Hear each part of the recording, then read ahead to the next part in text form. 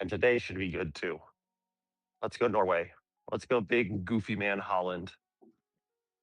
Yeah, I'm just rooting for all the teams that haven't won before. Which is most of the because there's only 8 teams that have ever won. Yeah, 8 teams in the 96 years they've been doing it. Yeah, I've been watching a lot more, quite a bit, fair amount. Yeah. Like, okay, maybe I kind of get it, but I still don't understand how they brush each other and then someone falls down like they've lost a limb. I just like it's very off-putting.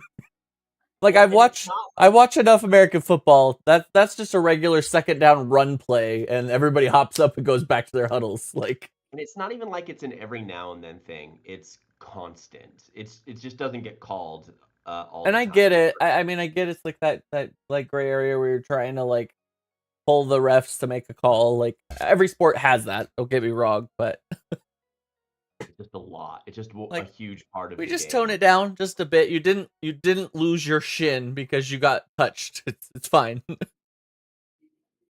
it's interesting because it's also like reading into it's a very cultural part of different nations play. So Central America is known as like the inventors of the flop. So it's very much different styles of play, and I don't mind if they're just like rolling on the ground and that it's the rolling on the ground and then jumping up and Yeah. The blast. medics come out, they spend 5 minutes with them, and then they just hop up and run off. And I'm just like, Because I what? get the cramp, like the cramping, like you can tell when someone's legitimately. Oh yeah. There's been a few of these where I'm like, oh yeah, that guy's actually hurt, and it's fine. Yeah, or I mean, at times they actually have to step off the field, and that's a big deal in soccer. And So that's clearly, normally like if you make them step off the field for a minute, which generally they only do if there was a head injury involved. So yeah, but every now and then they brush each other. Both guys flop. They're both on the ground, and the game just keeps playing around them because everybody knows. hey, a non-stopping clock. All games should have a non-stopping clock. I disagree. I think it's dumb that the end of the game is a mystery. You get to the end of the game, you have to wait for the ref to say, "Okay, we need about this much extra time left." And then even that's not right because then there's stoppage within the stoppage that happens. So then you get to the end of the game and it's just when does the game end? It's a mystery. I will say that if you've watched enough, you know how much extra time there is. It is not that hard to guess. I also feel like stopping the clock would solve some of the other flopping issues. If you stop the clock, the Yeah. game would be infinity long. As soon as you start stopping the clock, you add room for more advertisements. No, it is just a the very key right there. and it is just a very different way. Soccer game, I mean, we have our hydration breaks, which is really just ad breaks. Yeah. Well, it's just this everything about that. Like, it's not just the time, but it's also like the line out is sort of like the ball has to fully go out. Doesn't matter if the player's half in, half out. Doesn't matter if the ball touches the line, as long as the ball is partially still in. So it's like this sort. There's several areas where soccer is much more oh, it's sort of nebulous. The rules are sort of fluid at the edges. Yeah. I think that's actually for me. I've just gotten way into soccer because August is way into it. But I think that's fun. That's like the game within the game. Except for when it comes to offside VAR reviews, and a guy literally the ball touched the guy's hair. Touched his hair. I saw that. And they said that there was a sensor in the ball that had been kicked around for 93 minutes that was precise enough to register that it hit the guy's hair, but it registered nothing when it hit the guy's chest afterwards. That's what sensor can you put in a ball that's kicked for 90 minutes that sensor is remotely precise? It didn't register on the guy's chest. Uh-uh. If I you didn't hear looked at the graph of impacts, it didn't register the next hit. Weird. But it registered going through a guy's hair. That should make you doubt that sensor. Yeah, that should. Oh well. Oh well, I've enjoyed it. Mexico, England should be really good tonight. That one should be fun. And Norway, Brazil should be fun. But Go Mexico, go Norway. mm-hmm. Go Mexico, go Norway. Mexico, US final. That would be cool. The two host nations. Mexico, except for I guess we already know it's in Dallas. But we were thinking that like Mexico, US in Dallas is pretty good. That's rough, man. In July, What? the Europeans have no I have idea. been so I know the final is at MetLife in New Jersey. Oh no, you're right. It's in New York. It'd be so much better It's if not it was New York. It's not in New York. It's on a swamp. It's in New Jersey. I said New Jersey, yeah. I'm like, I don't know. The Rose Bowl or the Coliseum were right there, and I know they're a little bit older stadiums, but I feel like the aura of those would have been way better for a final than MetLife. No, but I know the amenities are not as modern. Yeah, the friend who just dropped off his dog, he's like, "Can we stop saying that this is in New York? It's in fucking Jersey." I've driven by that so many times. It is in the middle of nowhere. He's like, "This is fucking Jersey. Stop East Rutherford, pretending." New Jersey. It's like, yeah, I guess the city's like 15 minutes away, but it is impossible No, to get to this city. he's like, it is 3 train stops outside. He's from Ohio and that, so I do love that the Europeans are getting to experience America. The real America? The real America, and not the Donald Trump America that's on television. Because it is honestly made me so much happier about my country than I have been in a long time. Yeah, the World Cup's been big for me. The Australians go to Walmart. And like the German guy, everyone who goes to like Chick-fil-A or whatever, are just like obsessed. The way some of them were talking, I'm like surprised. I'm like surprised they would want to come. I'm like, did you honestly just believe what the MAGA version is, and it's just like there's just cartel rapists and gangbangers like rolling down every street? Like, why would you even come all the way out here? But they're also surprised. Everyone's so nice. It's so safe. I'm like, yeah. We're surprised that half of our country buys that it's not that way too, because we all live in the same fucking place. My favorite is the most wholesome, I think, is look at Lawrence, Kansas, and Algeria. So Algeria's base camp was in Lawrence, Kansas, and there are just straight up some redneck Kansas guy with like 3 teeth crying because of how like much he's been impacted by this other country coming. And you're like, that's my country, this 3-toothed meth man. I also like that they're here during prime baseball season. Like, yeah, it's not October obviously, but like this is like a really good time to be out watching baseball. It's especially pre All-Star. A really good way to kill an afternoon. Yeah, and like you get the like just 40 or 50 Europeans who've never really watched a baseball game at a baseball game. It's got to be incredible. Just like, I don't know what's going on. Then they're gonna go home and watch it on the five TV of and us just going be to so watch disappointed. cricket. It's so much better in person with baseball, so they're gonna go home and try and watch American baseball and be like, "What? Wait, this is boring. This is not what I experienced in person." No, it is not. No, they are. I think that they're of all sports, that is the one that has the biggest gap between live and uh, basketball. I think has the least. I think basketball, the TV to in-person ratio is pretty equal. Football Football's so much better on TV.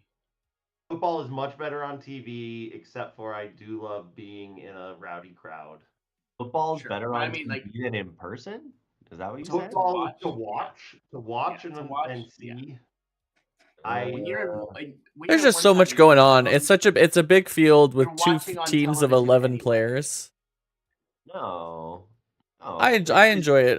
But I get the point. I would can't rather get be to in see stadium. everything that's going on when you're watching. No, can you sell it? I prefer to be at the game, I will say, but when they are in the south end zone, you don't know what the fuck is going on.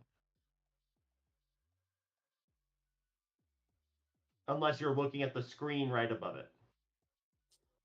I don't think it's that bad. Okay. you also need So I would also say a Utah game is in person is very different than a professional football game. Oh no, And maybe yeah. There's a distinction between college and pro football. Yes. Yeah. Because in college football, the crowd does get rowdy and really, really into it, and you might get that at a professional game, but you're not guaranteed to get that at professional. No, I will actually And the say stadium so is much bigger. when I went to the game at SoFi, no one was cheering. Like it was a different experience at a pro game.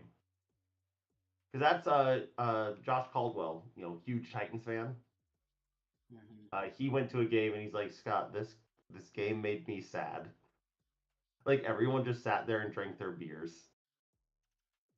Like, yeah, that sucks. No, It depends on the stakes. A regular NFL regular season game, yeah, there's not the same level of stakes. Playoff NFL is a good environment. Yeah, the best part about when I went to SoFi was just turning around and seeing Ice Cube perform with his son. He performed a 3-song set at halftime. Going to a professional football game as a fan of the opposing team is a lot more fun than going to like your home stadium because you have all the people talking shit. Yeah. Doesn't help if your team loses though, because then everyone's like giving you shit on the way out. But whatever. Okay. I didn't even pull up all my stuff. I could just sit here and shoot shit about sports all day. I don't need as much context, Scott. I saw your sister-in-law's story and I was like, oh, okay, there's water balloons and a roof. Now I understand. Oh, yes. We were on that roof, just sitting up there. I had one drag off of a cigarette and said, "This sucks ass." And I then imagine it was really hot.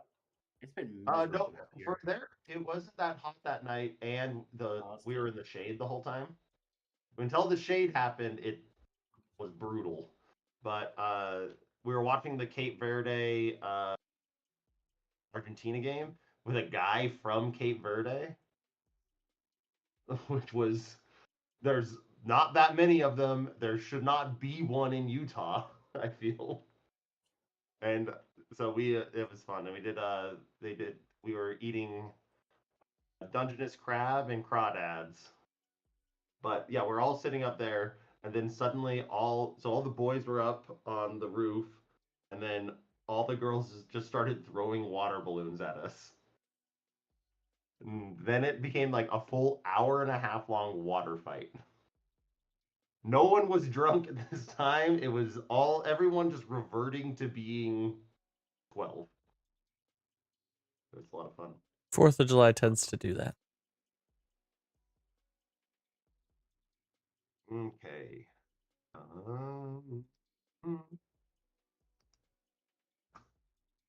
This.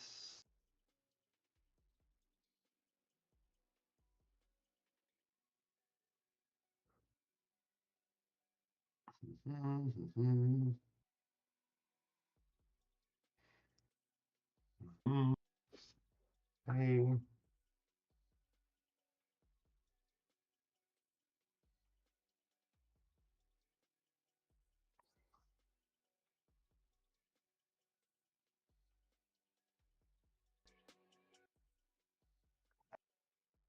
That's what I thought. Oh,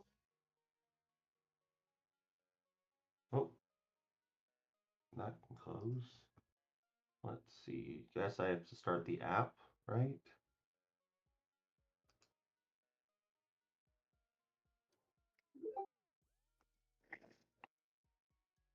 Hmm.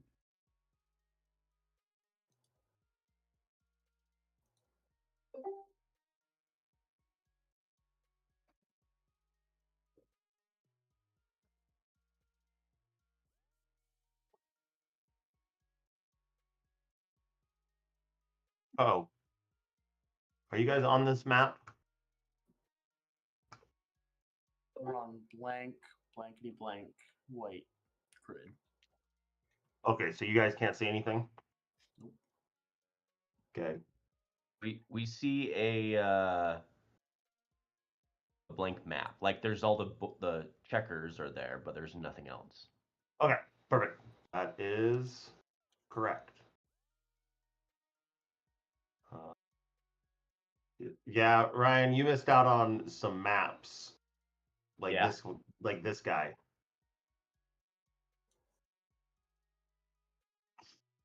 Nice. That is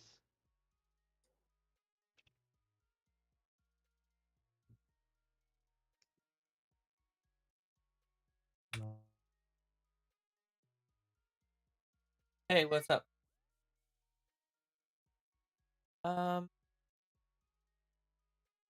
Probably like a third, close to half. Got left. Probably just not. Close. I'd rather. Yeah.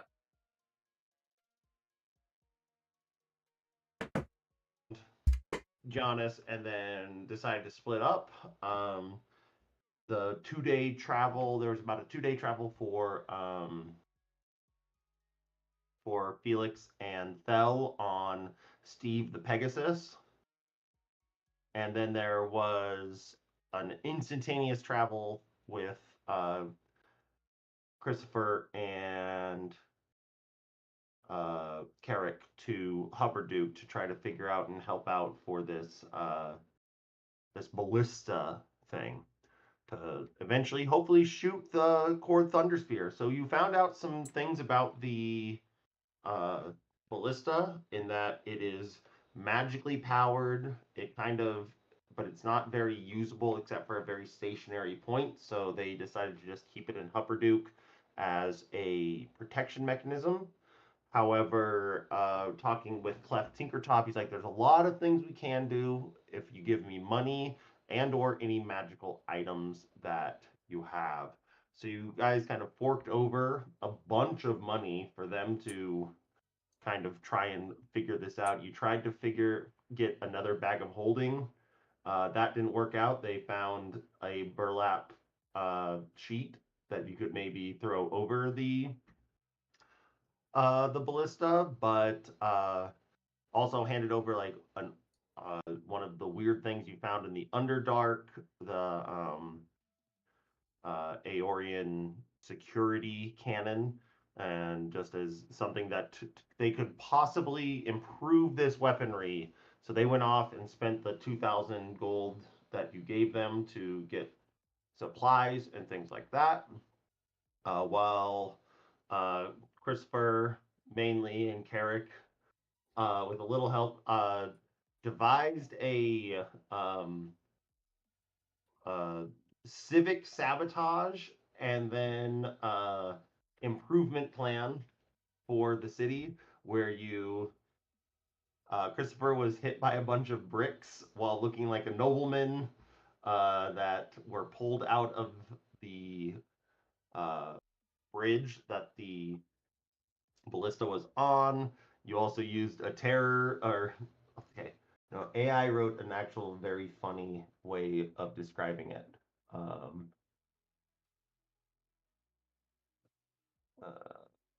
Where is it? Oh, it's not going to be here.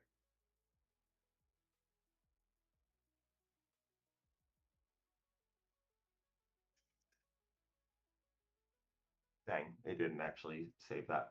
But yeah, you use some pines or some pipes of haunting to scare people in that their city is not doing enough to keep the infrastructure in place. They need to hire a construction crew, which was your construction crew, to get there. You did a whole bunch of weird shit over the 2 days to have reason to go up onto this very secure bridge. You stole everything and are now getting away on a carriage being pulled by dire wolves. So that's where we left the two of you. The other group came into the Felderwind tillage area and saw a raiding group going into the town and another big part of the group going to the east. You decided to go for the people retreating to the east. They saw you, shot some arrows, so you decided to sacrifice Steve the Pegasus in a dive bomb attack on the different goblinoids that were there. Some hobgoblins, some bugbears, a few goblins themselves. You were able to dispatch all of them, trying to keep the commander alive, but you didn't get a ton of information out of him. So he's dead. But you did take a goblin named Swink hostage, who is now 100% in your employ, who gave you a bunch of information about how they were just some goblins that lived in these hills, kind of kept their own business, but thought that they could get some stuff out of it. Instead, he's like, fuck this, I don't want to be part of this anymore. We got in over our heads. But told you, like, the little that he knew is that they were here to just cause chaos and distract from the main war force, but this wasn't going to end up being worth it after this new group had arrived in the city or in the farmland. So they're going to retreat from their place to the east.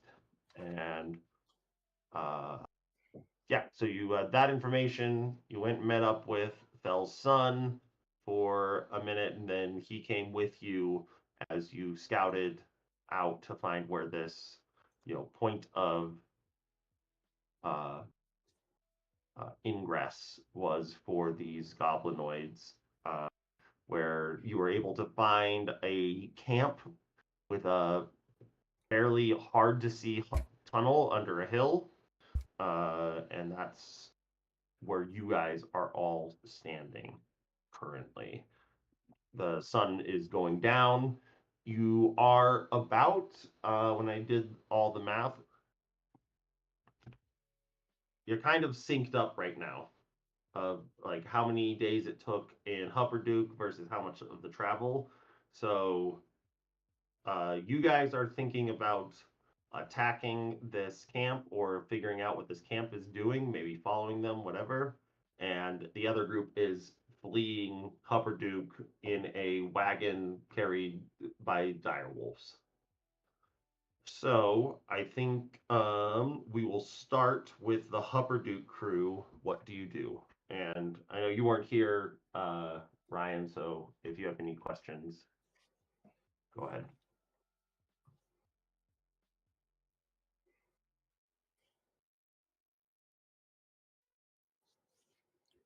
Where are we in relation to this camp? You are probably about a quarter to a half mile up on top of the hills. Okay. And it's me, Fell and forget his name. Fell's son. Soren. Just the three of us, right? Just the three of you. Oh no, and Squink. Oh, and the little goblin. And Squink, your Trusty. new ward. Yeah. Okay. Oh, just so it's a reminder in case people didn't write it, you did take all the armor off of, like, the plate armor, the black plate armor off of the group that you had killed, hoping to have it as a kind of like disguise type thing. Yeah, there was also that. Because I don't know if anyone wrote it down. I just wanted to remind people. We had something we could kamikaze the Squink. Squink would probably, if you sent him out to kamikaze himself, would just run back to where he lives. No, he's not very smart. He's a goblin, right? He is. The moment that you give him enough leeway, he is out of here. Is what you would think about Squink. Doesn't matter. We don't have anything like that anyway. But as long as you have an eye on him, he's staying with you because he doesn't want to die like the rest of his entire clan. But people in Hupperdook, you are currently in a cart carrying about 400 pounds of heavy munitions and an illusion, and that you probably think you maybe have Carrick, roll an Arcana check to see how good this illusion is going to trick these people. How long these people will be tricked by your illusion. With a 23, you think like it's good, but it's not gonna, like, it still is an illusion of a very large physical important item. You think you may have an hour. You can probably get out of the city, but like you gotta start moving. And then figuring out where you're going after that. This will be the second time that you are fleeing the city of Hupperdook. Actually, let's do that. So what are you guys thinking?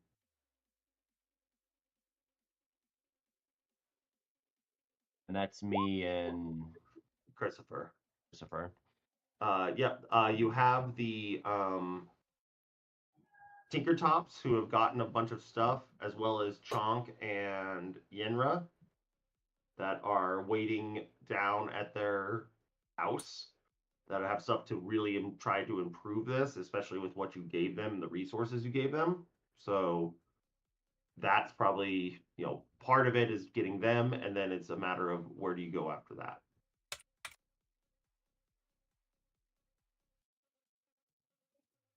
Yeah, I think we'll probably try to just get to them for now, as I guess quickly first, stealthily second. If there's Okay. ways we could do diversions with that. Okay. So you are getting down to them. The hard thing, you can go very quick. Your hardest thing is the fact that you have dire wolves pulling your cart instead of horses. So I think give me, I'll say either a deception or an animal handling check. Deception to just try to, like, as you're going through quickly, make people believe that this is normal. Or animal handling is kind of like, oh wow, I've never seen trained giant wolves. Then they're prancing like dressage horses. So whoever's driving, give me that. Yeah, I guess I'll go for dressaging wolves. Okay. These wolves are immaculately They are moving fast, but look so elegant that they're like, well, that's the coolest thing I've ever seen.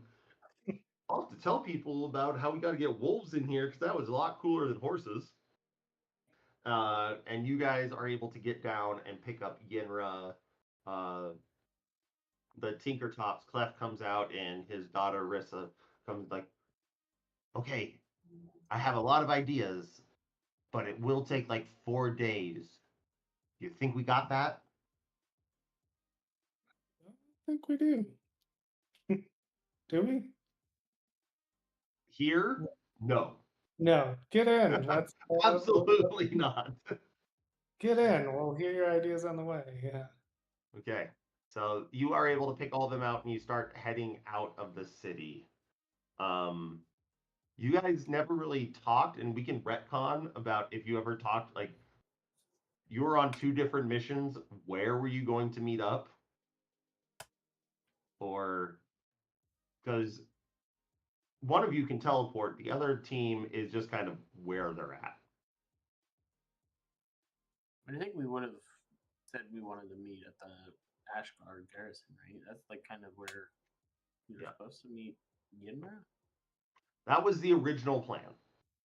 Yeah, I mean, I don't see why we wouldn't do that. The original plan would be to go to Ashgard garrison. I will say other information that you know is that you know that they are in the Felderwind tillage. That's where they were headed. You're going to meet in Ashgard, and just from a logistic standpoint, you know for a fact there's no way that even flying that they would. There's no way they would be to the Ashgard garrison at this point. So you can kind of try, like, just give you all the information is like you could go to Ashgard garrison, but there might not be. You would still be waiting, or you could try to find them around where they were at. We'll probably just assume Ashgard garrison. Yeah, instead of trying to catch up to them if we don't see, we'll just assume some sort of terrible thing happens and they have to flee, and we're not going to find them where they will expect the unexpected, I guess. And jump to the next place. So are you guys going to the Ashgard garrison? I think so. Okay, how are you getting there? Because you can't teleport. We have a whole crew with I guess I have options. I have that new spell too. Okay, so you guys are leaving, and I will say go ahead and make that stealth check as you leave the city. I'm gonna say this is with disadvantage because this cart is very conspicuous, and at this point, but because of the tiers of the city, it takes you a while to get through.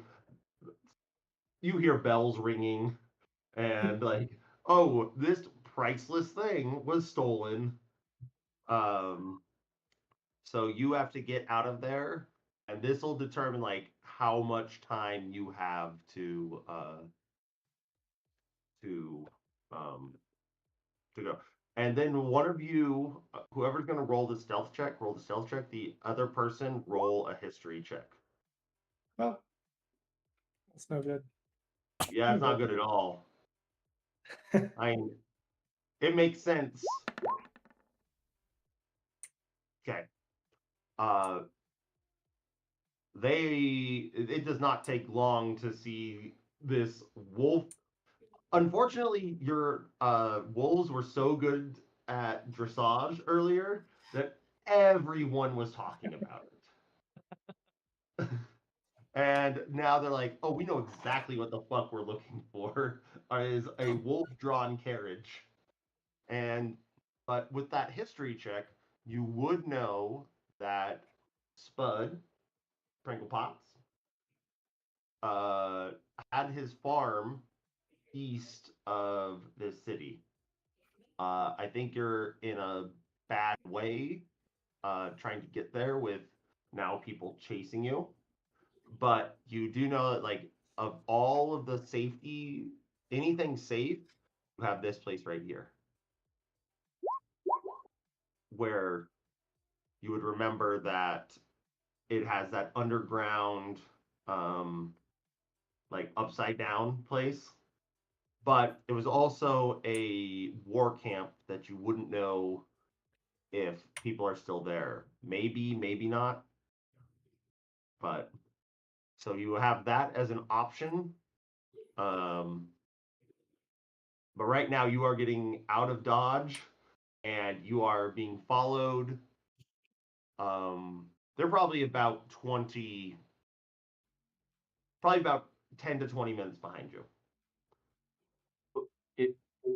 What's my familiarity with Ashgard Garrison? You know it exists. Yeah, that's what I was afraid of. Could theoretically, couldn't they teleport to where we are? I mean, okay, I'll give you this. You know that they were going to Felderwin. They couldn't teleport to where you are because it's a location. Like, Okay. it's, sense. but they, like, I would give you, like, they could go to the actual town. But again, it's, you know it, unless now just make a luck check. Roll a d20. And you want something over 15. 7. You don't have that. I was gonna say, I don't know, 15, you would have, like, because you had those people from Felderwin, you might have had something of theirs that would be, attuned to that location. So that's kind of your option right now. Are you gonna go to Ashgard Garrison? And I'm gonna say that, like, you need to make this choice now. And if you wait too long about where you're teleporting, if you're going to teleport, That's what I'm thinking. Yeah. you need to pick the place that you're going to teleport to. And I would say both of them have the same level of familiarity. Yeah.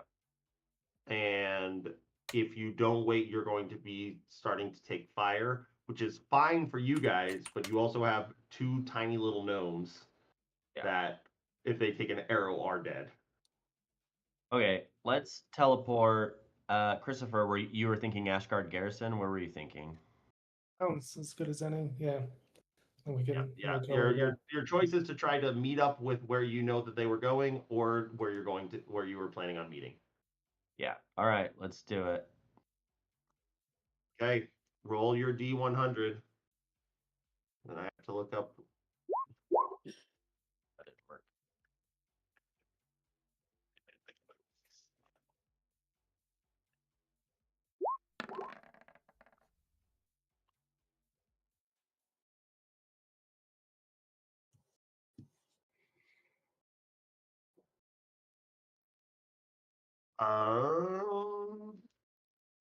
A 46, and I was going to give you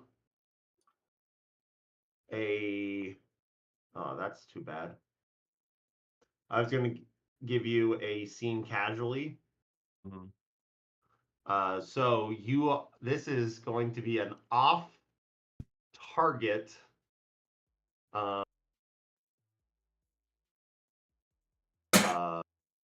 Teleport. Okay. Okay. So off target, just so it's all on the table. Off target, you and your group or the target object appear in a random distance away from the destination in a random direction. Distance of off target is 1d10 times 1d10% of the distance that was to be traveled. For example, if you tried to travel 120 miles, landed off target, you roll a 5 and a 3 on 2d10s, then the target would be off target by 15% or 18 miles. This is wild. Okay, you are teleporting. You want me to roll a 1d10? You need to roll 2d10 to give me a percentage. Or just roll a d100.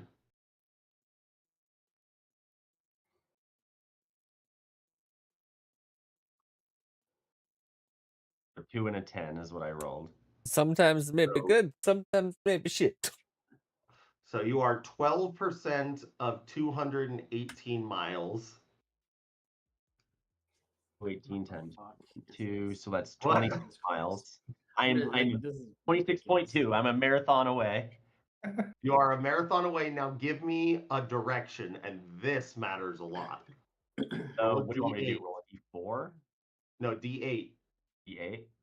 So you get your northeast, north. Oh, What were you saying, Jake? This is a No, it's just ridiculous. like it's so fiddly. This is the fiddliest spell, but it's kind of funny. So you are going to land 20 miles northeast, or 26 miles northeast of your destination. So you land.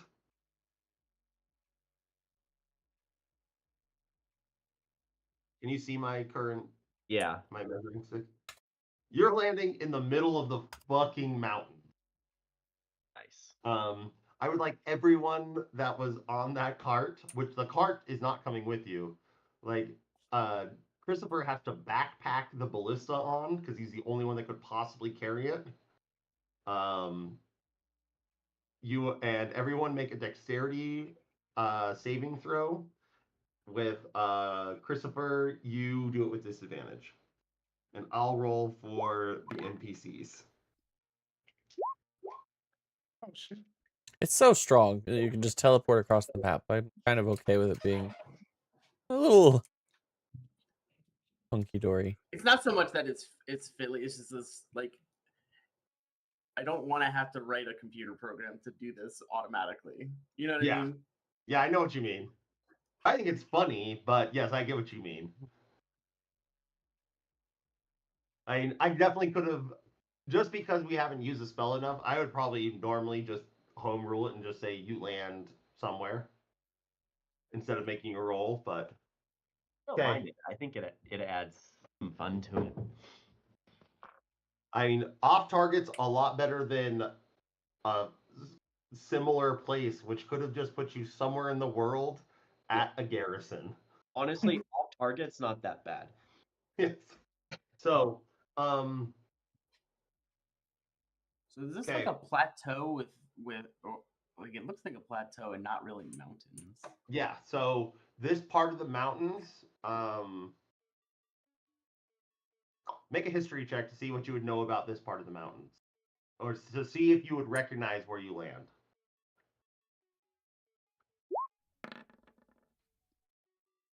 18. From reading your books, and as you land, all of you land very safely. Your NPCs rolled a 19, a 19, a 17, and a 2. You can choose which NPC rolled a 2. Trunk, Yenra, Clef, or uh, Rissa.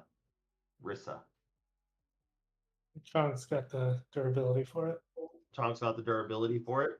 Okay, he is going to take an amount of damage. Okay, I will track that. He hits the ground hard and he's unconscious. Not like dying unconscious. He just like did the full like hit his head and scorpion his feet kick the back of his head, and then he's just laying there. But with your 18, you would remember that this part of the Ashkeeper Peaks is completely was completely shaved off because of one of the battles during the what was the war called? During the calamity.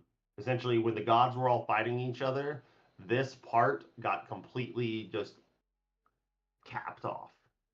Like this could honestly be where Cord was fighting with not just Lolth, but other gods here, and a sword went through this and cleft the mountains.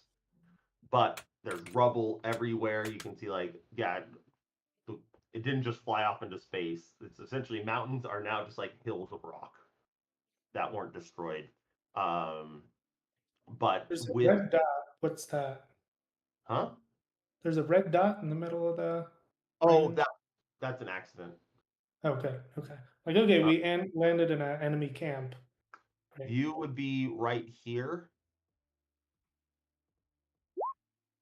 near that red dot, but you have like this where you are at is completely flat. You probably, because it's nighttime, don't have any sense of direction. And because you teleported, make an Arcana check, Carrick, to see if you know what messed up.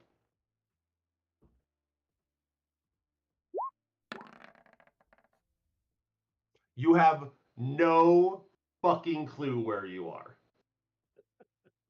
None.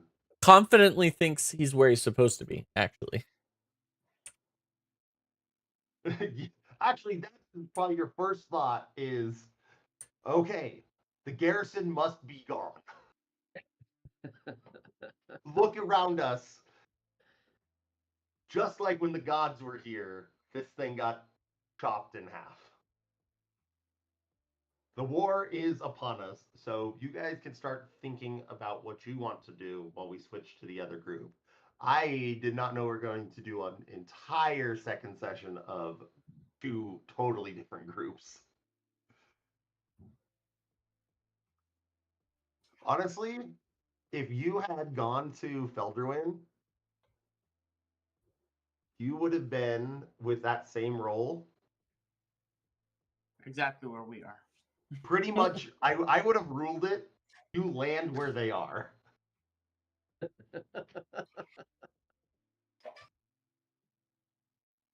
But Oh, what it man, would have been, hindsight. you would have landed where they are. You would have landed right in the middle of what they're spying on.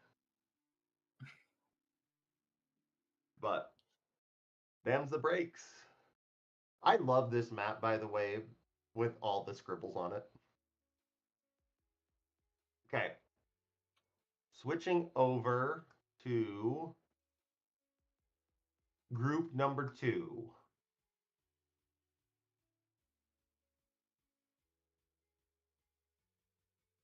Okay. Let me go to the bathroom real quick because there's a lot going on here. You guys start thinking about what you want to do. I'll be right back. What do we do? You want to just go? Like, we can just straight up attack these dudes. How bad could that be? Yes. Right? Well, we kind of determined they were coming out of some sort of tunnel. So I think, in my mind, the objective was collapse the tunnel, cut them off, right? Yeah, we could do that. Do we have anything to blow the tunnel? I guess. Yeah, I don't know. I could punch it real I hard. don't know of anything. Yeah, you could punch it from the top real hard, maybe. I guess the real question would be: is this tunnel potentially useful to us at all, or are we cool? Sure. Yeah. Getting rid of it. I don't know what this map. True. I mean, as far as war effort goes, it might be good to have a backtrack their back lines. That might be good for the Empire to know of this. But unless you destroy it, I don't know if there's a way to secure the inflow.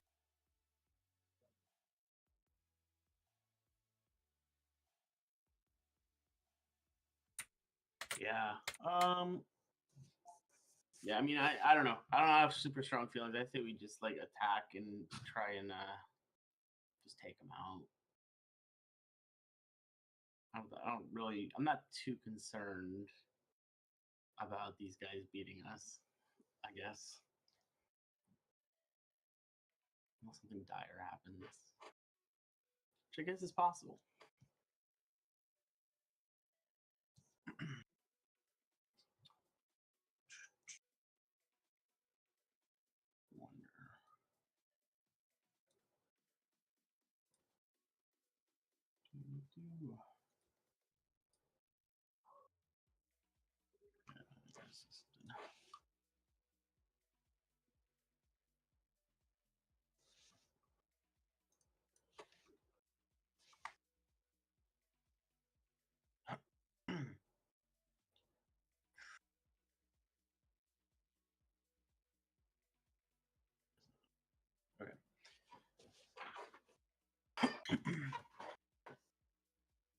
I guess the only other question would be like, I don't know if we've done any real reconnaissance at all on this.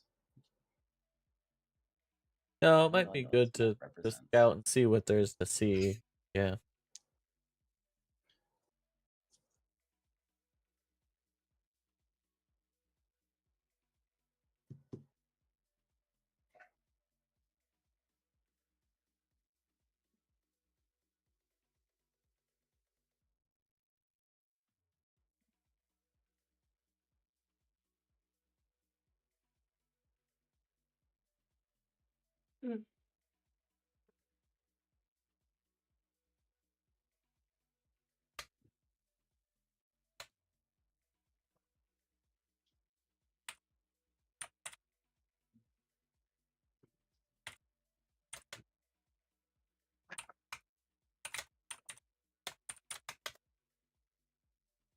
Okay, what's the plan?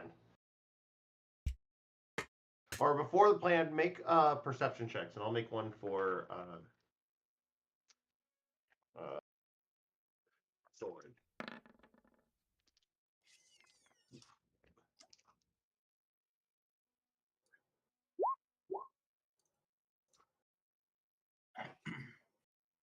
Soren got a natural 1, so he's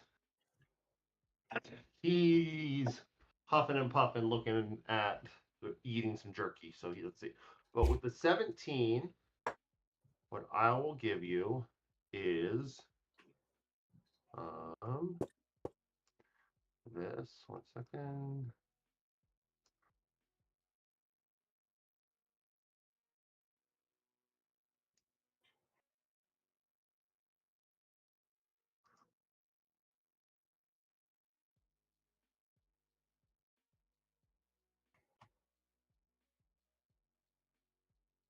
Oh, what is that?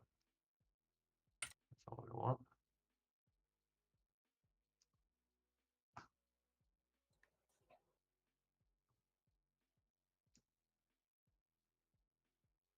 I'm gonna put the other people on here just so they can see the map.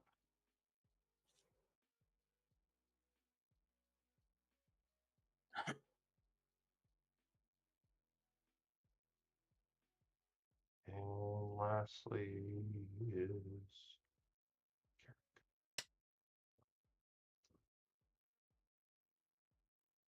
okay. Can everyone see the map now? Yes. Okay. Where your tokens are at, it's very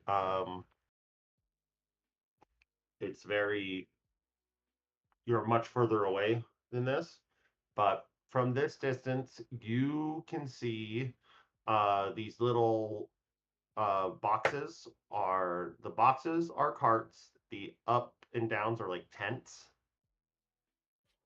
and the red X's are fires. So with that perception check, you can see kind of some of the things on the outside.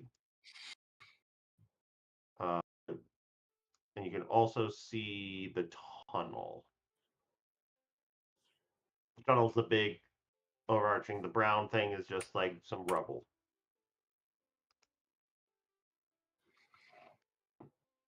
Okay, so does that all make sense? Yeah, so this is all we can see. This How is far from away are we? What? How far away are we? Like somewhere between a quarter and a third of a mile. Okay. So what is a quarter mile? That's like 1,000. We'll just say 1,000 feet away. For game mechanic terms. But what you do also know is like there is some forest, like light woods to the north. There's some light woods and shrubs to the south, and then there's like this thick band of forest down to the right. It's like all the thing that's filled in. It's very like thick wood. To the north, and to the scribbles are more like light. So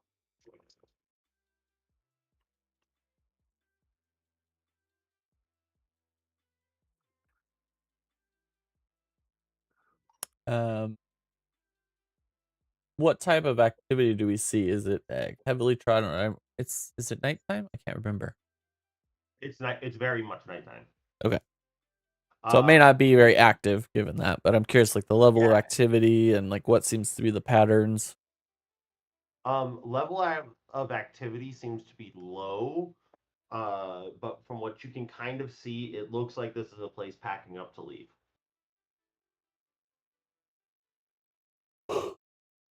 Okay. Remind me from last time, we knew this was the rendezvous of some of these forward scouting parties. Is that? Yes, this is what Squink told you. Squink said like, "Hey, this is they were meeting out here." Or like, he didn't tell you this is exactly where they were going, but you knew that he told you that they are heading out. That the juice is no longer worth the squeeze here, and all that this was meant to be was a distraction and to kill some crops, and that. Yeah, that's kind of where you are at with that. Okay, I know we talked a little bit about if we told Squink that he would be free to go as long as he went down here to rendezvous with this group as sort of a distraction. We will not harm him in any fight that might ensue.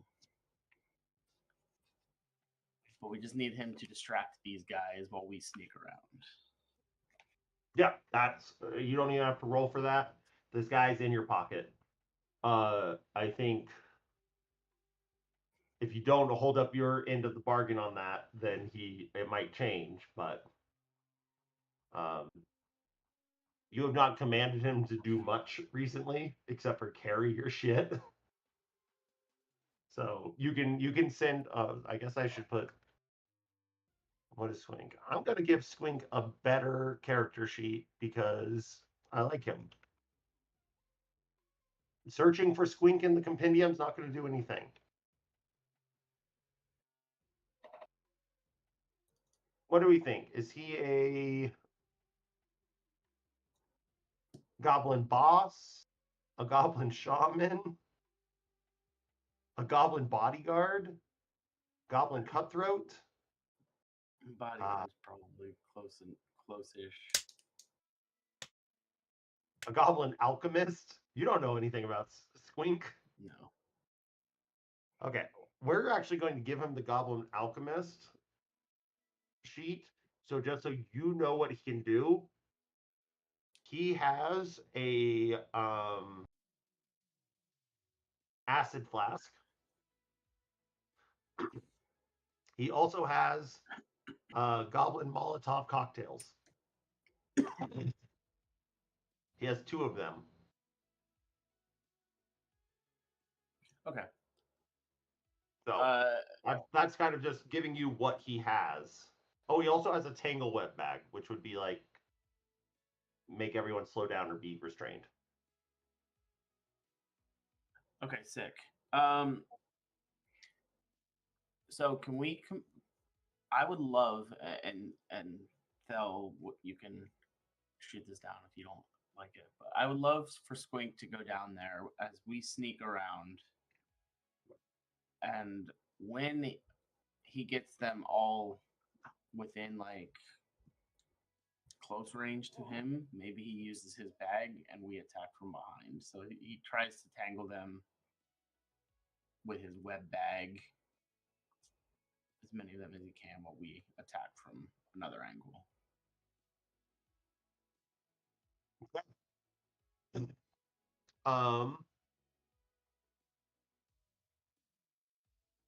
Yeah, do you like that plan, Phil?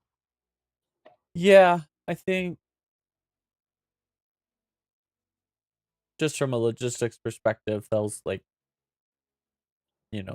combat brain is making sure if there's any other commanding looking types or any type of valuable info, but that's definitely something we could parse through after we just, check their tents and stuff afterwards. So I would say your perception check, you can't tell from this distance. Sure. Nothing. They're just figures out there. Yep. But what way do you want Squink to come from? Down from the mountains, or loop around, or? What would be the most obvious way to make it look like he had been running and like barely escaped from? He would have to come from either through these woods.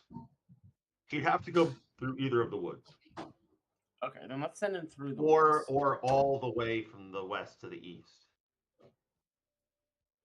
Let's send him through the woods. North. And I'm going to tell Squink that if he does not hold up his end of the bargain, great, have fun. We will hunt him down and destroy him and his family and anyone he cares about. Make an intimidation check with advantage.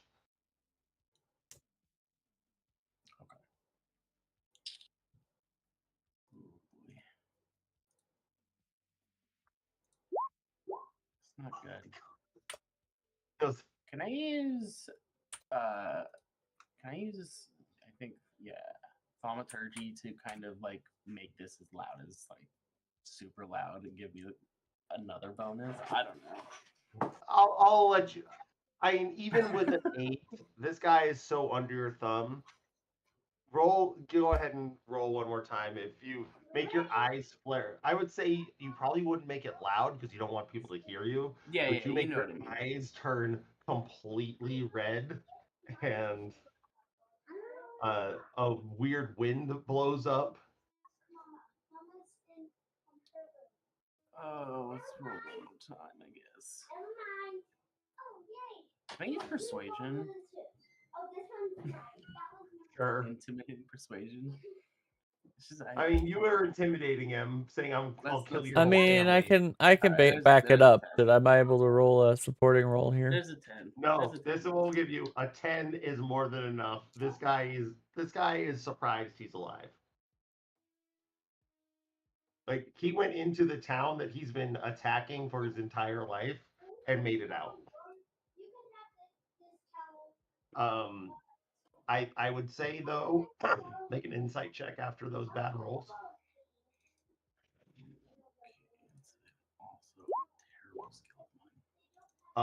With a 13, even with that not being that good, you know that this guy will go do what you say, but he is bucking out of here the moment that he's fulfilled his duty.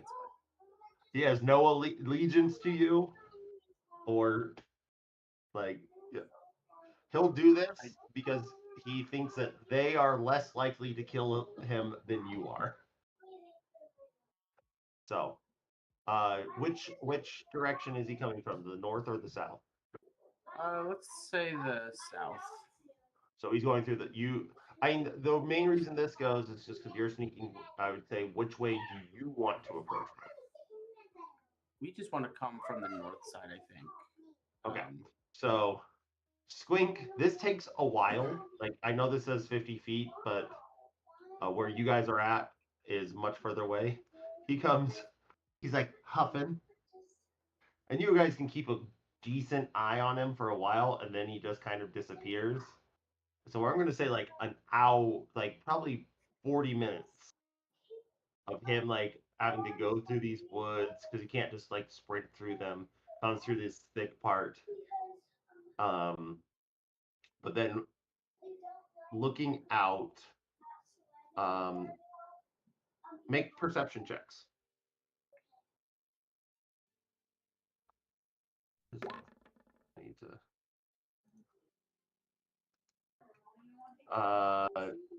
Fel, you're just sharpening your sword.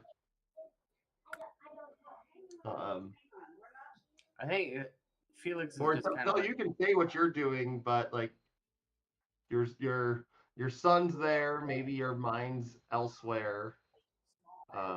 Fel's doing the Qui-Gon meditation, so it can't be very perceptive when your eyes are closed, I guess. Yes.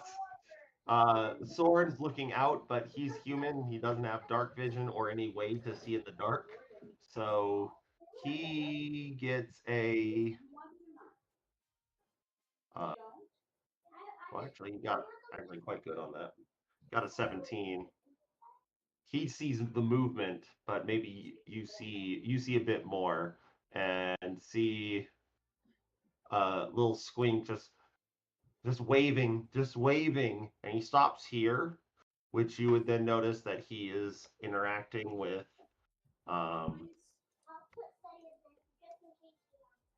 two people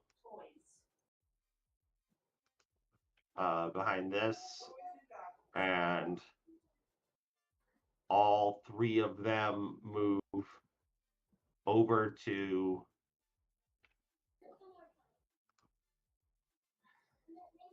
that first fire, and this is where you guys get a good view of that, and it seems like this guy must be in charge. That's the first person that they go to. And he says, "You don't know what he's saying. He's just saying like, oh. Did you give him a script to say?" No, I think just let him use his best judgment. Okay. Twink is going to make a very important role for himself right now.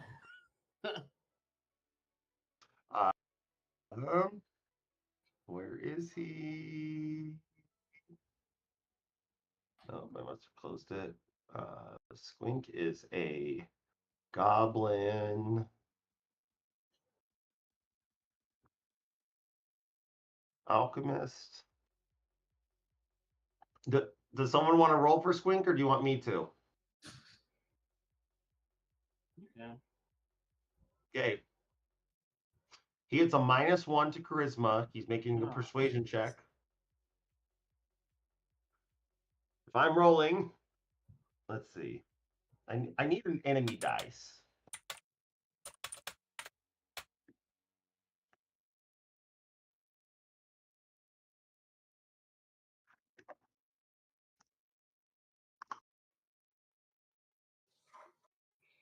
Squink got a 7.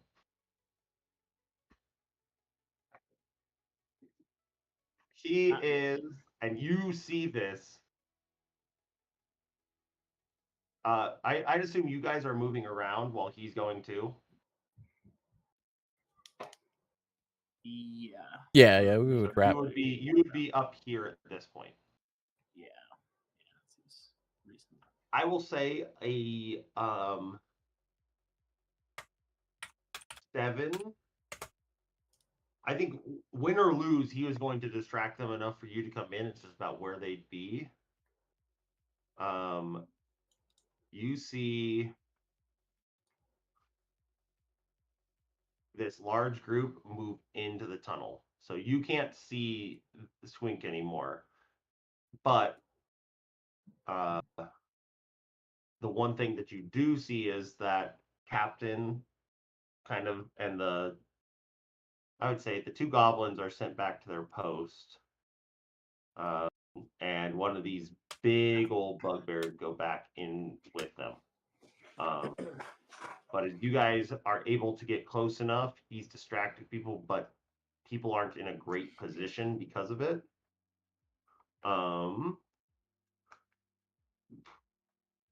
As they go in, you do see see.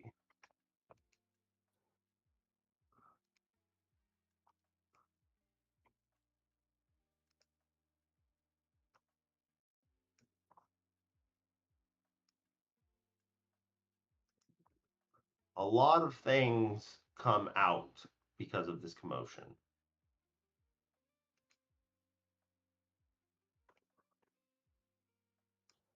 And they all just start posting up to protect.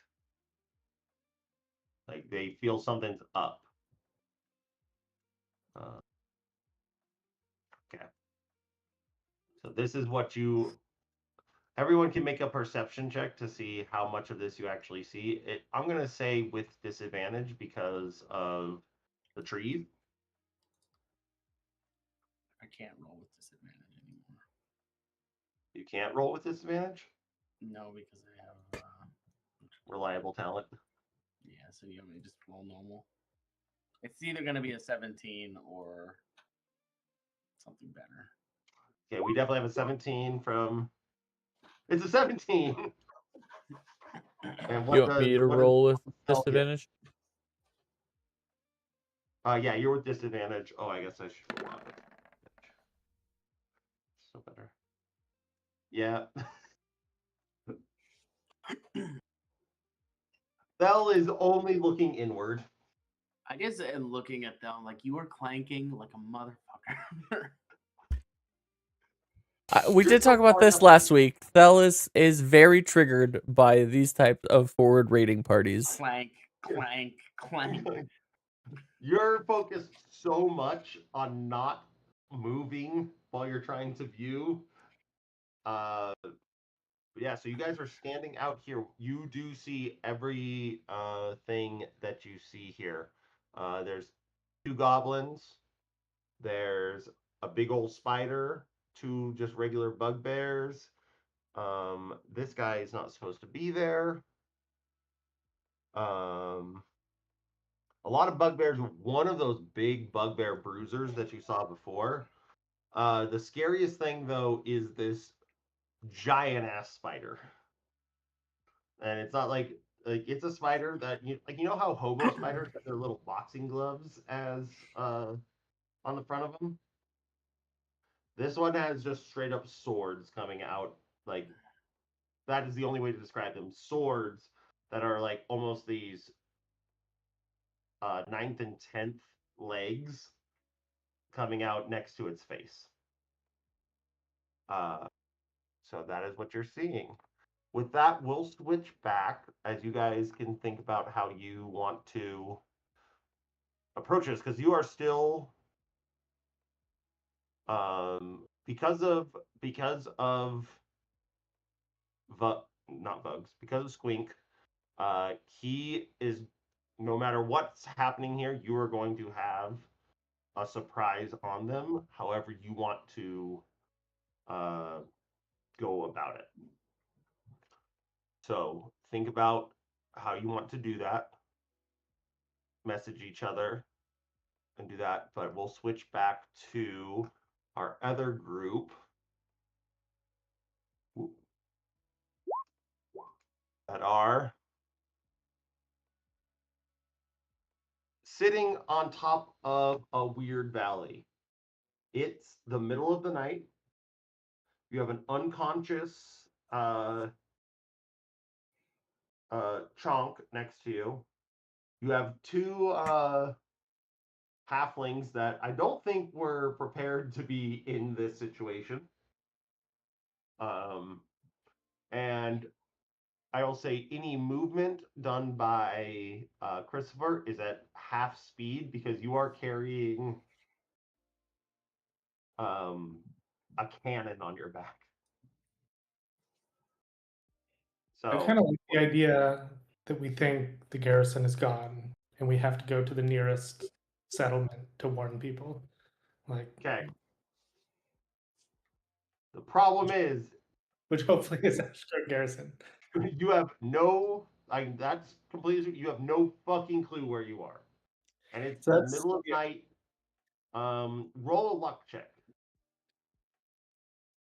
That's 20. Is it 20? Yeah, just roll a d20. There is no moon. It is a new moon.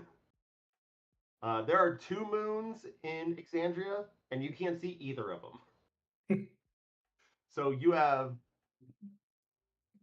I don't know how, I will just say because of that luck check, there's no real way to navigate. But do you want to camp down here? So I was thinking, yeah, we should set up camp, and then I might, to the extent that I'm able tonight, leave the ballista and just sort of scout out, just looking for like smoke or whatever. Just Oh yeah, you're Outland. This actually isn't something that Yeah. wild to you. I was kind of looking forward, yeah, to this part. Yeah. Yeah. Okay. So you're going to scout out. What are you going to do, Carrick? Yenra wakes Chonk up. Yenra and Chonk, you believe, could protect these 2 little halflings. So if there's things you want to do during this time, are you gonna, like, you could go with Christopher? It might be a little hard because he's gonna move fast and quick. Yeah, which I am not. So I don't know if I. So what is your plan, Christopher? Did you explain that to me? So I think you because of your 1, you think we are in Asheville Garrison, and it was destroyed. So I Oh, want to find the nearest, like, I would assume that the other group would eventually be coming to try to be coming here, but they're going to end up at the nearest settlement anyways. okay. So And it's still whatever. dark, right? So we're still like can't really see a whole lot right now. Yeah, so I was going to try and figure out a way for us to go once morning comes, but while I'm unencumbered by others. So I just see. take a couple. So I would probably stay back and I would set up a tiny hut for the people that are back. Yep. So you set up some protection. Yeah. With that, Clef and Rissa, his daughter, come and like kind of like start like getting all the pieces out, making sure they have everything for the ballista, which because of your successes, you have everything. So they're just kind of like trying to do inventory. I'm going to do a tinkering tool check with them with advantage to see like if they make any progress on the improvements. This is like what we want. I'll do this with them. What we want is for them to make their improvements, they are going to need to have 5 successes. DC starts at 10. It'll go 10, 12, 15, 20. So 10, 12, 15, 17, 20. And the only way for anything bad to happen is if they roll a natural 1. But they have advantage. So they're this night, while you're all sitting there, because you have the tiny hut and you've given them a place to work, they can do the first roll. They're going to they had advantage, so they got a 16. They make progress. You're a little reticent about the fact that they like take this magical item that you found in a city underneath the world from that had been plane shifted there and just straight up take it apart and find like this mechanism in it though, like this core that they're able to slot in to the center. And they say like, so we're going to need more power, but this should allow us to, when it shoots, if for some reason it misses, this thing has some sort of, like, I don't totally know it. You recognize it as dunamancy. It should be able to essentially reverse time the bolt back into it. Like, and so this is what most of our money went into is that like this is our big thing. I'll ask you later about the other improvements that you would like to do to this, but this was the big one that I thought like this will give you essentially it misses, you get a reshot. And it seems that that might be important if you have you know, one chance with your item because sadly a ballista when it goes off, you don't normally get your thing back. So they are working on that. You're kind of can help them because you understand Dunamancy. Um, make an Arcana check just for fun. 20 or higher. Oh, got it on the dot. You are able to like speed this up. So I will count this as 2 successes.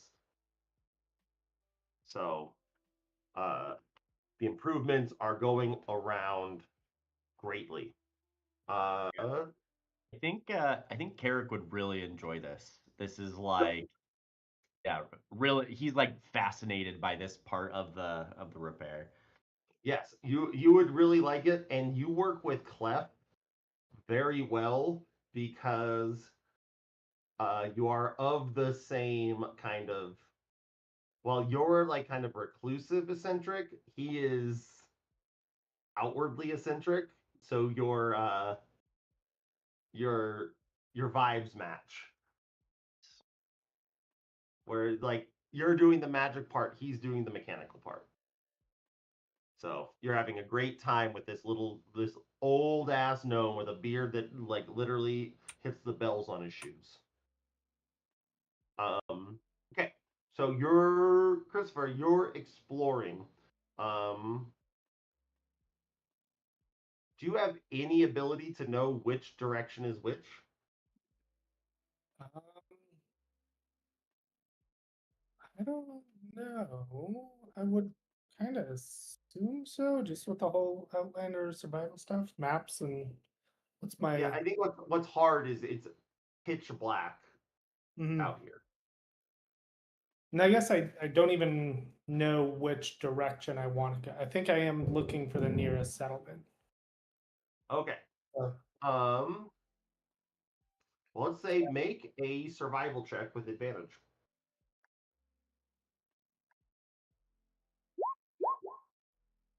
Okay. 18. So with an 18, that's good enough. You start to move down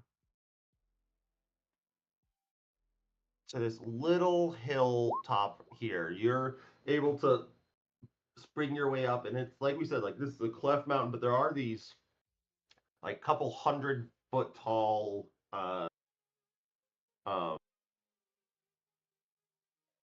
cairns almost is what I would call them. Like who knows if they were man built or like after the gods. The gods were like, oh, let me put the mountain back together and just made little hills.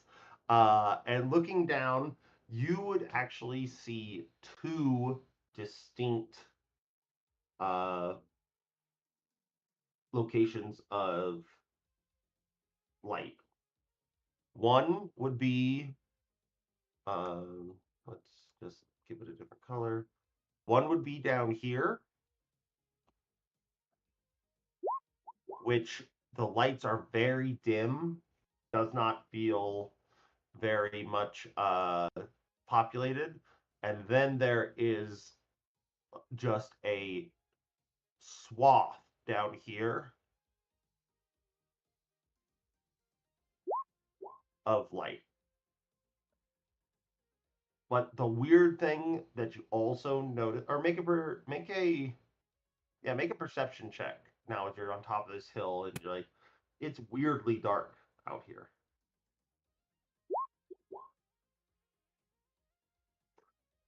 With the 13, I think you're just confused about how dark it is. Like it feels darker than it should be. But those are the 2 light sources that you find. I think I at least know we want to go south. So I might, Yeah, you go south in some capacity. yeah. You either So I go think southwest is closer, but southeast looks more populated. yeah. So I think I'd probably get this is to get us a direction to go in the morning. I'll probably just get us going that way so that we can scope out more in the morning. And when what it's you light. would know from seeing up here, you would feel the only reason that you see either of these is because it's nighttime light. These things might be much harder to see in the day. Oh, Just like, because if you think like when you're looking down those lights, like you just see like flickers of lights in a canopy. And the yeah. other direction, you see like one light just hovering. You can't see a building or see that. You just see a light on top hovering in the sky. Cool. So, just to give you decisions about where you go. Although you would know, there's no reason for you not to know this, that both of the people that were fighting each other were all kind of pushed up towards Ashgard Garrison. So I would say that the one to the southeast, you would think that is where the like combined war camp is. And the other one, I would think with that, because of you've gotten the other information, the other one you would assume is the actual garrison, but it's looking pretty empty from this distance. So okay. Switching back to our other group. This is so much harder than a single group.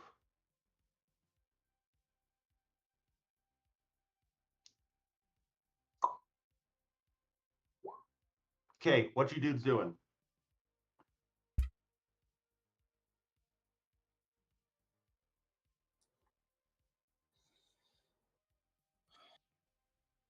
Well, I'm not too worried about the goblins, or even the bugbears, but I am a little worried about this spider. I have no idea what the spider's going to do. I'm worried that the spider's going to web us and make it hard for us, and there's only 3 of us. So, what do you want to do, Thel? Do you want to attack head on and just kind of go for it? I figured we'd maybe try and sneak down and. This guy just ran into camp. They just went in there. I assume attention is focused inward. Or are these 2 goblins right in front of us looking out? It looks like they're loading up these carts. Okay. Where do you? Yeah, so sorry. sneak say up one and more time. slice them. Okay. Say one more time. These boxes on the outside. There's like the goblins are near what? Carts. Carts that they're loading up with supplies. With supplies to, from what you think is heading back home. Right. And then these other big blocks on the outside are what? Are those carts as well? Those are tents. Okay. Because I wonder if maybe we could, or at least Felix could sneak down to one of these tents. I want to take a flask of oil and throw it into the fire closest to this giant spider and see if I can get it to explode and maybe catch the spider in some fire as like the intro to this battle, because I don't see any other option other than leaving them. Like we could retreat, or we could fight.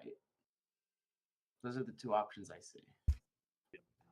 So if you want to go to that, I mean, ultimately, I need to get down here, right?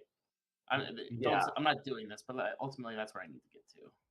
Yeah, I was gonna say make an intelligence check, but you said it like that outside this top fire. You probably is not going to with like a flask of oil is not going to do enough. But Right. you would have to get down to that second 10. So that's what I would like to do if we're gonna fight. okay. And is that the idea that, like, if you want to pop that off, what do you Soren's going to do his own thing based off of what you guys do, but what are you going to do? Yeah, I think that's what I'm saying is like I want Thel and Soren to kind of vote on what they want to do, whether they want to fight or retreat. Because at this point, Squink is kind of out of the equation. He's like on his own at this point. I have no idea what's happening with him. Yeah, I think Thel would still want to engage. That's where he's at. Okay, that's kind of what I figured. Yeah, and I would say from what you guys see here, nothing about this looks frightening. Right. Like you have been against much bigger adversaries at much higher stakes. So, okay, so if you want to start that and get in position, make a stealth check, Felix, to get down there. And then, yeah, I think Thel's plan, at least for the initial engagement, would be to kind of sneak down and try and, stealthily dagger kill these closest couple while Felix is getting into position. 23, I hope, is going to do it. Yes, 23 is going to do it. Okay, you guys are going to sneak down here and wait for the make a stealth check. And I will use my ring of minor invisibility. I think I get advantage on my stealth check. Yeah, if you use that, you are invisible. Soren goes, "The fuck?" But Soren doesn't have disadvantage because he's not wearing full plate. Fucking A, dude. My lord. What is the perception of these goblins? Okay, I'm going to say because Soren's was very good. He's able to, like, you're about to step on a branch and he just, like, he doesn't like grab you to stop you, he pushes you forward to step over it, and he goes, "Fuck, be quiet, you're goddamn invisible, I'm not." And just doesn't talk to you like as a father, that he's just like, he is reprimanding you as fucking up. I mean, I even have this ring to give me advantage, and for some reason, just Thel and stealth bad. Yeah, It but does you not are matter. invisible, and you guys are snuck up to where, once this distraction goes. So you're going to throw a flask of oil in there. Yeah. With your fast hands, you can throw 2. I only have 1. You only have 1? Okay. I mean, but that still is just your object interaction. So I'll let you use that flask of oil and take an action as well if you want. Okay. Cool. You're hidden as hell. All right, 6. So I'm going to throw it, and then I will Eldritch Blast the big giant spider. Okay. The flame goes up. What is the Or actually, sorry. Yeah. I don't want to Eldritch Blast. I'd like to use my what is the one that lets me pull? You want to pull him into the fire? Yeah.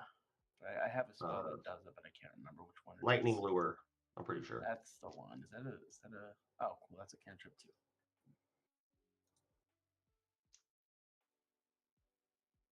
Okay. Cool. Yeah, that's what I want to do. Okay, you throw your oil in there. I'm not even gonna make you roll for it. It's a fire in oil. Actually, just roll. If you get a natural 20, then it's gonna do a lot of more than You want me to roll like just Sleight of hand strength check. or sleight of hand. Okay, cool. Or dexterity check. Quiet. Okay. 24. I was going to say on a 25, you might have gotten extra, but just because I have to discredit the reliable talent of you cannot get lower than a 23. Yeah. You toss that in there. What does the flask of oil actually say? Does it say anything about? I not on the sheet. I'm sure there's Let me just look real quick. probably something. I think it's just like a regular mundane item, so I'm not really sure if it Yeah, has I just much.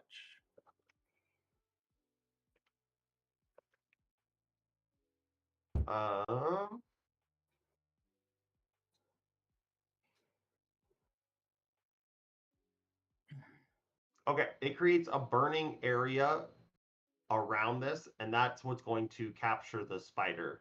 And it's going to immediately take. Go ahead and roll 2d6 damage as the fire spreads. 2d6.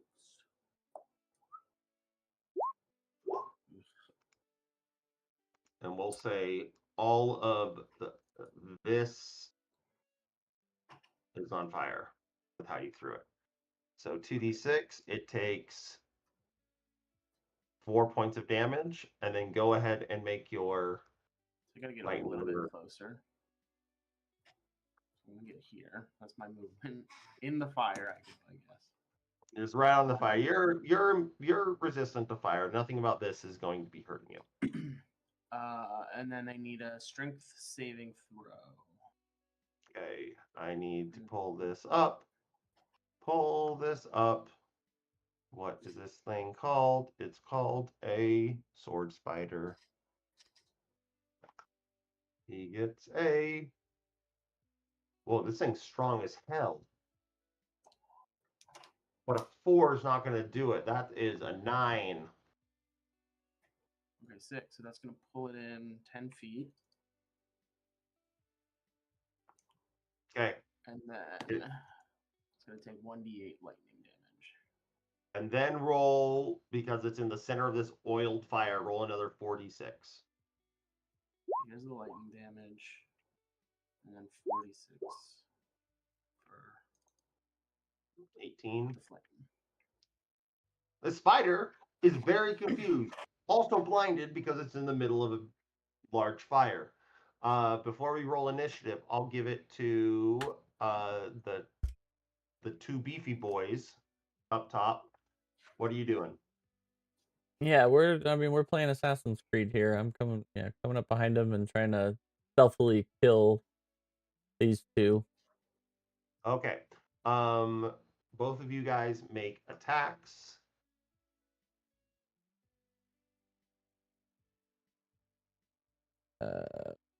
Just roll my regular sword, or should I roll something else? Just roll your regular sword.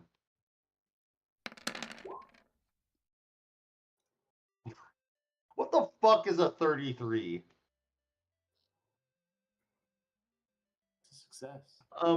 These two things, like you were going to go in and like shiv them, but then you just both kind of look at each other, take your great swords off your back, and just slice them in half. I will say with that, you guys are not noticed yet. I'll make a perception check since you're like kind of in the fire for the other ones. 6, 5, and 3 is not going to do it. Everyone is just fucking baffled. So I will give you an immediate nether surprise round.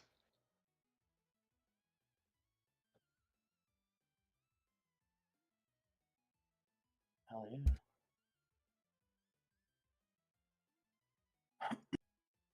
Yeah, I mean, So we'll start with Felix. Felix, what are you doing? I'm just gonna move over here and Eldritch Blast the spider and Well, let's just Eldritch Blast these 3. The spider and the 2 bugbears. You know what? Okay. Let's do all 3 bugbears. Boom, boom, boom. Okay. Where is my sheet? Do.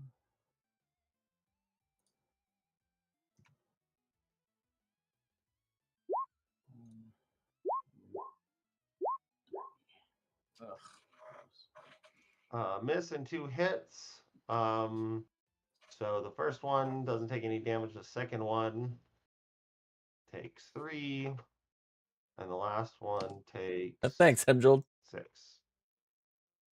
So now, I would say now people have noticed you. You're outside the fire, and you just shot 3 green blasts at them. The other 2 of you, what do? I'm going to say Soren is going to go 5, 10, 15. He's running up to that bugbear. He's going to take his 2 attacks. What are these guys? AC is 16, so he only gets 1 hit on them. And he does 2d6 plus 4. He slices into this guy, and he's taking a grievous wound. After being distracted by that shot. And then what do you do? Yeah, I hit this spider.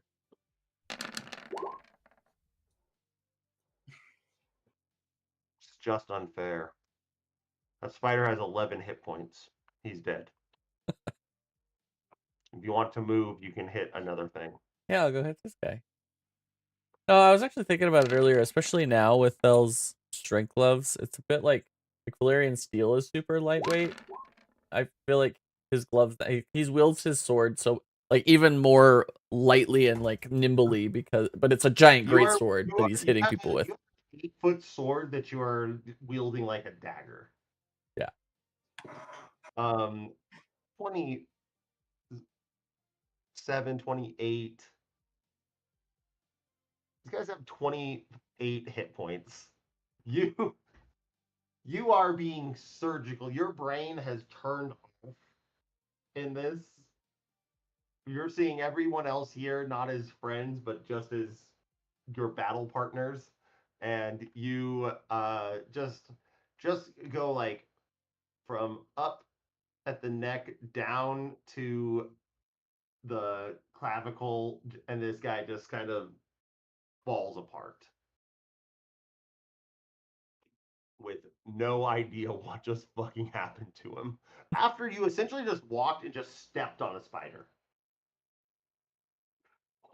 You stepped on the spider, put your sword through it, and then brought it up to cut the other guy. This fucking avenging angel over here. Okay, with that, we will say everyone roll initiative. Roll initiative, and then someone roll a d20. Oh no, turn order. Okay, please. Tracked. Yeah, my sword's hit pretty hard.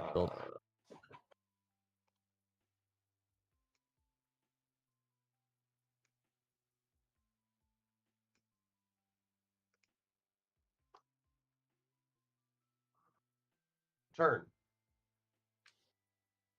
Okay, Soren, you get a +1. You get a 9. I really Bugbear. wish the turn order would pop up where I last had it. Why it popped? Second. Character sheet. Expand that. Bugbears get a +2.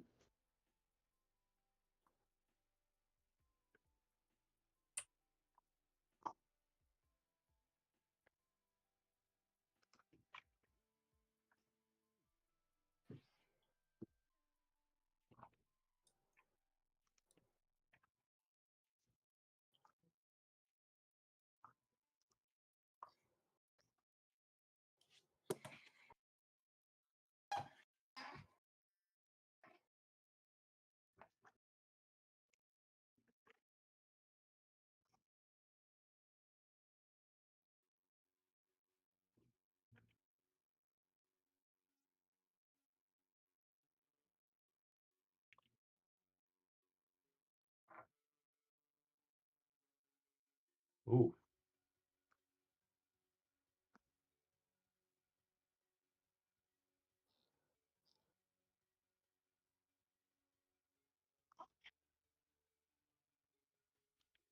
I'd be shaking in my boots if they were Gloomstalker bugbears. Hey. Yeah, I don't think they are. We fought some of these last session. They There weren't we bad. go. Don't think they're scary ones. Let's take a break from this and go to our other group. We're gonna fast forward, or I guess we don't have to fast forward. It's up to you guys. What are you doing that evening? So it's late. It's like you said, like by the time you get back, because of your pretty decent survival roll, you're back within 2 hours. So it's probably sitting about 10 o'clock. So now it's a matter of, are you just bedding down for the night, or do you want to start moving now? Mainly because, at least for what you saw, if you continue to move, you can see the lights. The moment those lights go away, you aren't guaranteed to see anything.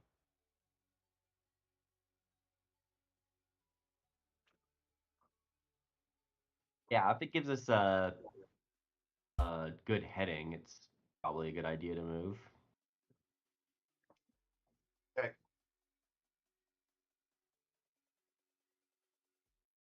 And yeah, so if you guys want to start moving,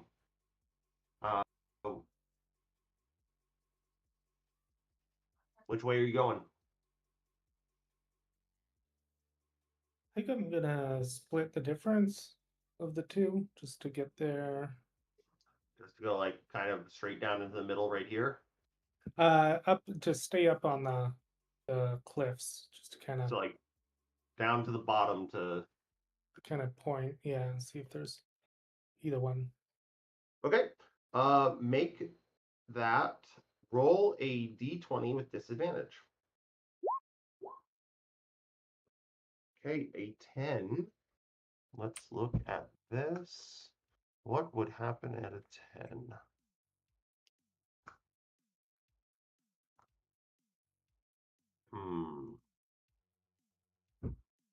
I think this is what would happen to 10. It would be a.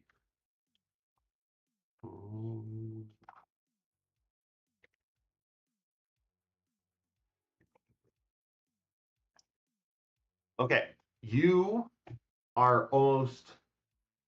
You guys work your way down there. It's not that far, but with you moving very slowly and trying to take very good, because it's 20 miles. That's, probably overnight. Are you guys just going to go through the night? I think so. Okay, I need a constitution check from both of you. Christopher, you do it with disadvantage because you are carrying. You're like mega Blastoise with his giant cannon on his back. Yep. Yeah, you're going to take a level of exhaustion. Let's roll for our little gnomes. They fucking kill it. These gnomes are apparently very hardy, and then our other two.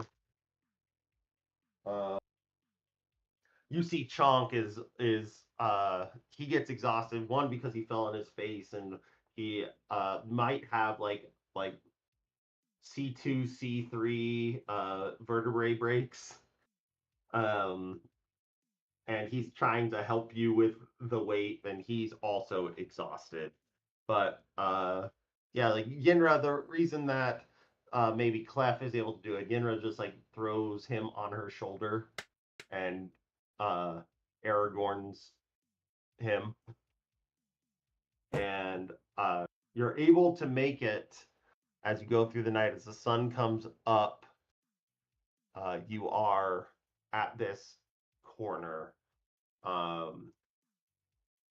Make perception checks as you get to that corner.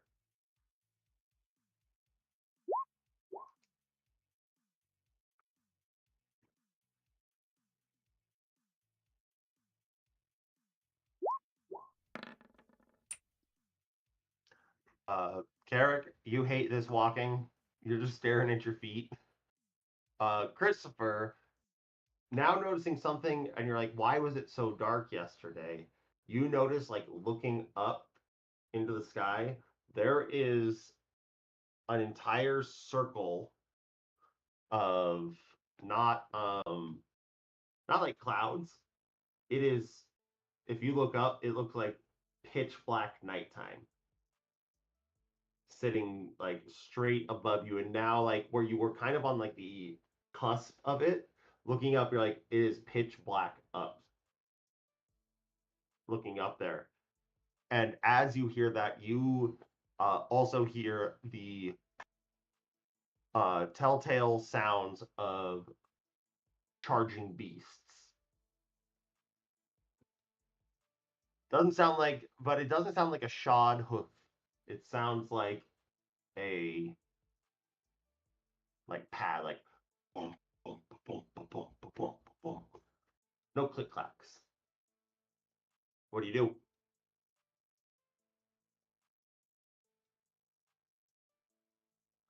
We form a circle around the fragile folk. Okay. Get ready to, yeah.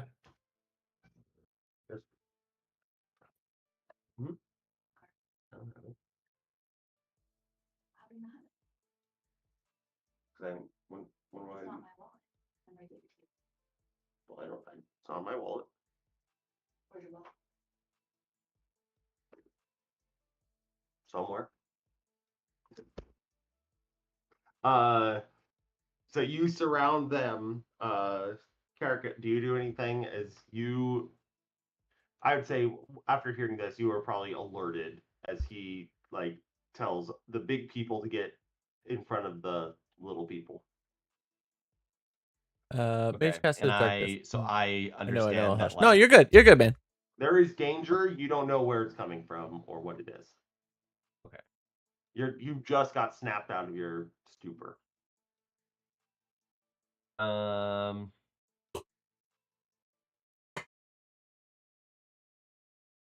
Yeah, I guess I'm just standing close to Beefy Boy and trying to decide what I'm trying to figure out what direction um is coming from. Okay. Yeah, with your 9, you are not expecting to be put in this situation. So, uh, with your 20, you, after hearing that, suddenly see coming out behind one of those giant Karens is this nearly horse-sized panther with these bristling things. Like you see its eyes. Its eyes are almost like fish eyes. Like it's kind of weird. Like you see it, it blinks. Like you know how fish have the 2 eyelids, so they close this way and this way. It's like it looks like a fish, almost like a fish's head mixed with a panther's head, as it's charging towards you, and that's, you're taken aback by that. But scarier is this large, you'd almost think it looks like a bug. Like think of like chitinous armor, like beetle, like scarab beetle, like uh I know you did. Love you too. This coming off of its shoulders, and spikes, like, and just very intimidating. And it's, as it's moving, like you almost hear this like clicking sounds, like as it moves, as it jumps off of, really,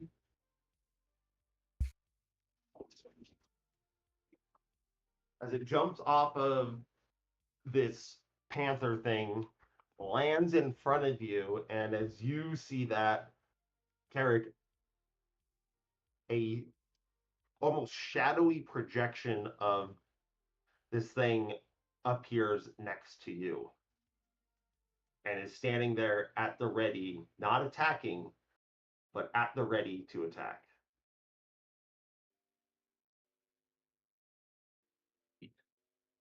It yells in It yells. Does anyone speak Undercommon? I do. You do? It yells, "Stop or die." And it's not the one that's in front of you that yells that you hear that from. It's the one behind you, face to face with Christopher. Since I speak Undercommon, I might try to talk my way through this, which is my specialty. Yeah. Yeah, I would say, well, we're just passing through. Okay. Make a deception. Is that a deception or a persuasion check? But persuasion, it probably doesn't matter. First time seeing a displacer Are you beast just and an passing through? Angheg working together. I might be wrong though. Yeah, I don't know. I haven't And seen it passing before. through here is a wild thing. We're passing through the top of this weird cleft mountain. I'm gonna say this is a deception check. Sure, the check is the same. Yeah. Oh my lord, natural 20. We'll go with the natural 20, even though that's an 18. He goes. He's like you see the one in front of you disappear completely. And behind you, the one in front of Christopher stands up and goes,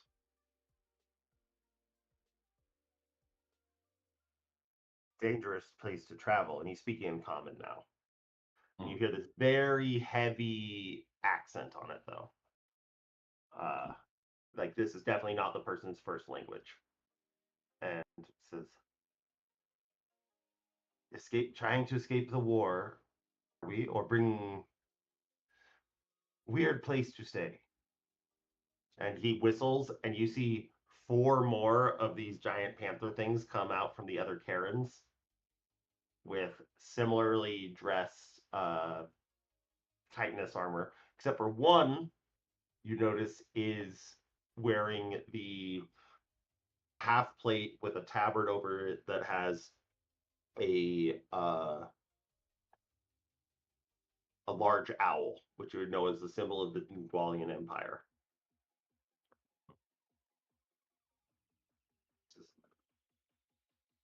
Odd travels with odd fellows here. What? Yeah, we just had a teleportation mishap. Uh, just uh, just hoping to escort our friends here safely through. We don't need no trouble. Teleportation mishap. Where you wish to go? And he's looking at like this giant, like obviously military grade item behind you. Like, do we need to be worried? I probably not. You know. I'm giving you a lot for this natural 20. You're pushing it to its limits. Yeah. He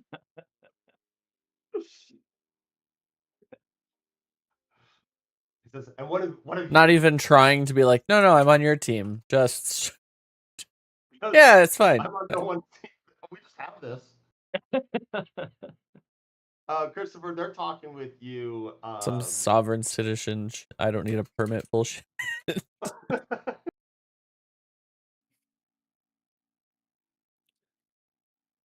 I'm going to ask them if they were the ones that destroyed the garrison nearby. If they saw who did it. They go, "Garrison, it's still intact. It's just empty." This comes from the Dwendalian guy that comes down, and he goes like, "What are you talking about? It's down there. We just aren't using it because everything needs to be down in the marsh because sadly a lot of us don't get along, so you need as much of each force to make sure someone doesn't fuck things up. And there's no way they're coming up to us, so we decided to meet them as we were the aggressors in this war. And it sounds like we're all just idiots and we're all on the same side. Hello, I'm Captain Yuha. These are my current compatriots, and you see the three. They take the like very like chitinous like bug like armor off their heads, and you see three like slender drow with their long flowing white hair. And goes, and they nod, and the one that had been talking to you in broken common says like, yes, and I am you can call me Captain Thalis of Den Thalis. Well, great. I think maybe we're more lost than I thought. If the garrison is still here, um, could you? Is it that way? Feeling like it's that way. I look at you like, yes. What business do you have? I mean, some friends. Uh, I think that's yeah, friends. Yep. You are 100% making another deception check. You can do this one with advantage because they do trust you. And I would say like they not trusting you, but like seeing the other people around you, they're like, there is no reason for these two halflings to be here. Like, oh my lord. Your best rolls. Yeah. They say, friends,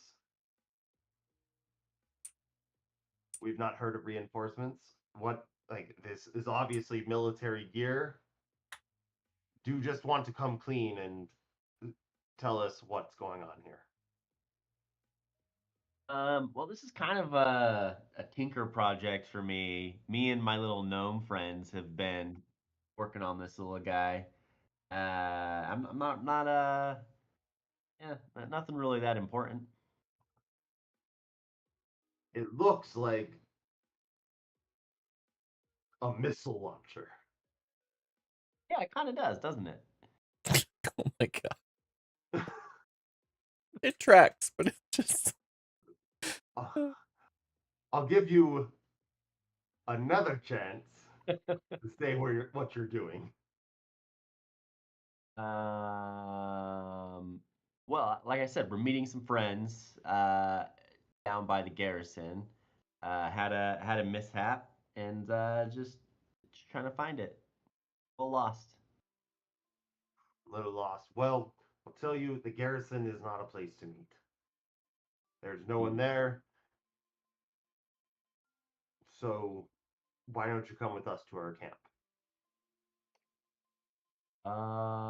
Sure, but how will our friends know to find us there? I'm sure you have some sort of way to communicate to them. And honestly, if anyone gets to the garrison, they will be sent along to the camp. Any able body that shows up there is sent to the camp because right now we are in a state of terror in what might be coming across the wastes. The second largest city in all of the continent has fallen. Is Christopher actually like?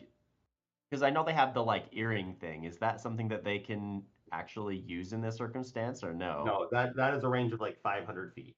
Yeah, that's what I thought. Make a history check.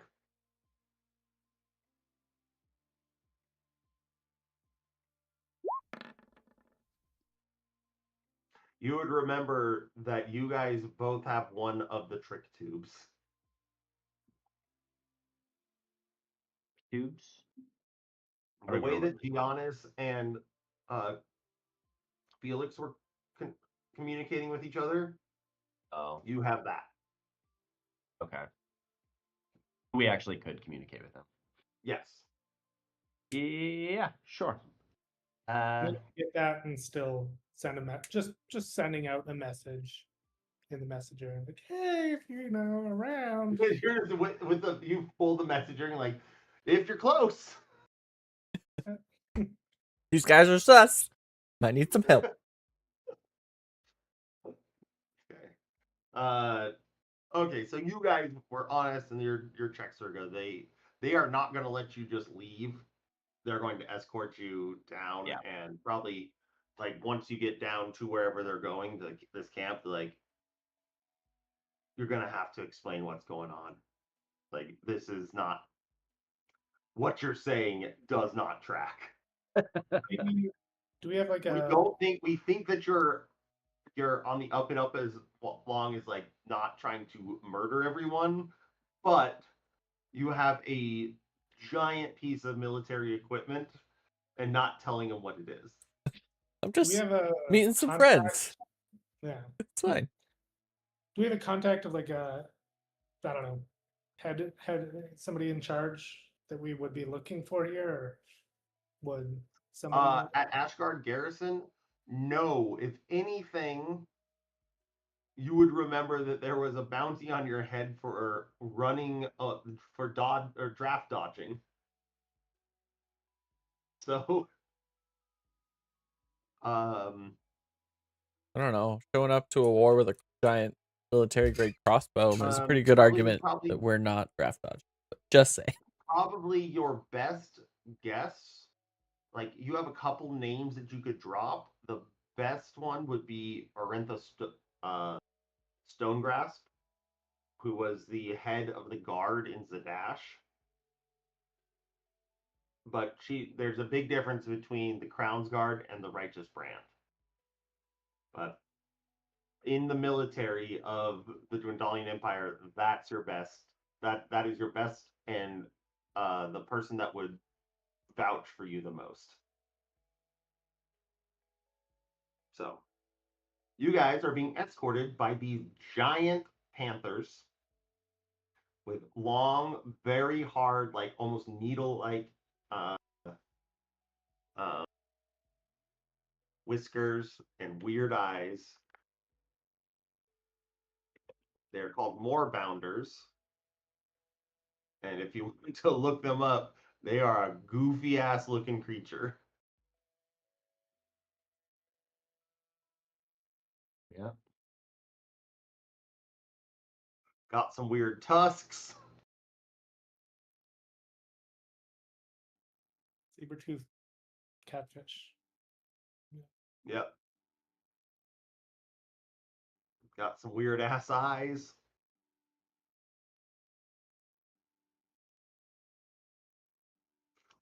But they're also about the size of horses.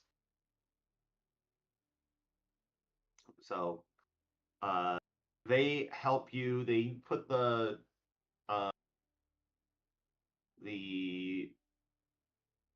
halflings up on the moorbounders with them. They're easy enough to ride.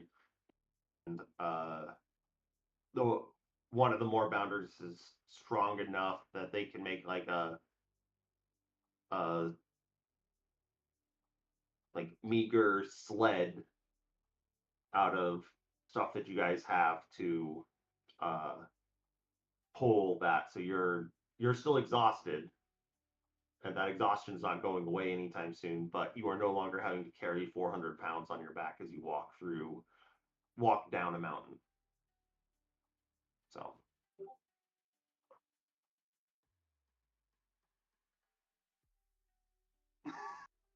aren't they cute?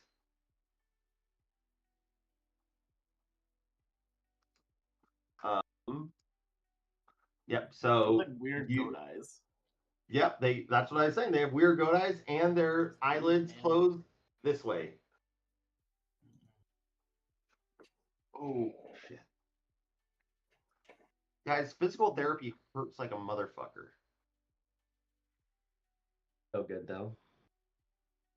Need it.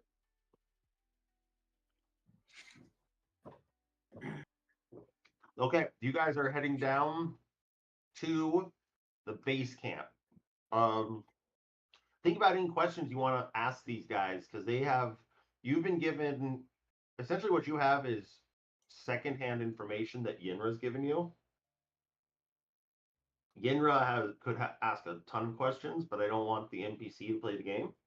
So think about what you guys might want to ask these people about what's actually going on. And then we'll switch back into initiative.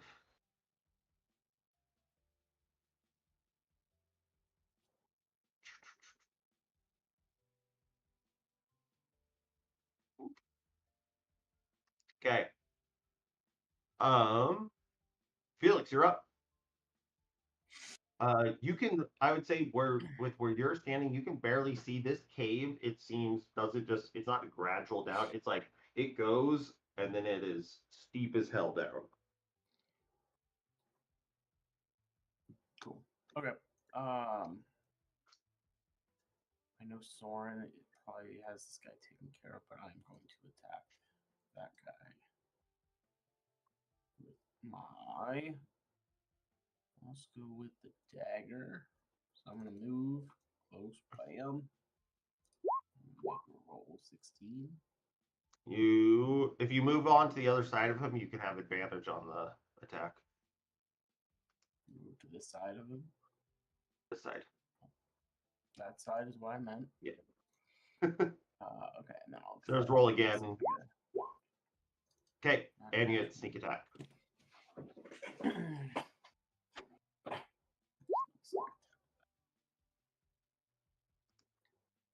He's dead as hell.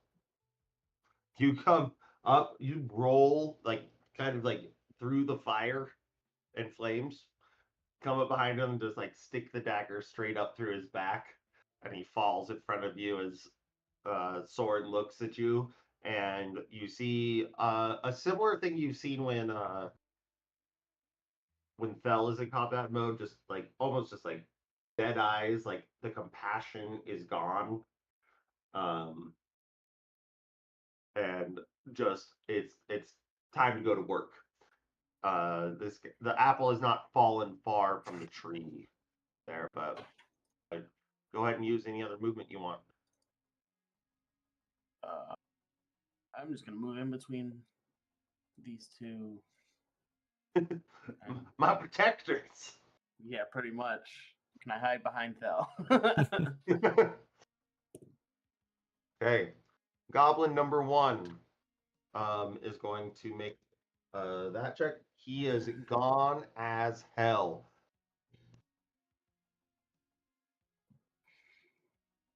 Next up is this guy, this first bugbear bruiser, who is going to. What is he going to do? He's a bruiser. He's going to run up. He just watched a friend of not friend, but a compatriot of his get chopped down, and he's going to take his attacks on Fel. Character sheet, expand. That is going to be a. He pulls out this great club to hit you.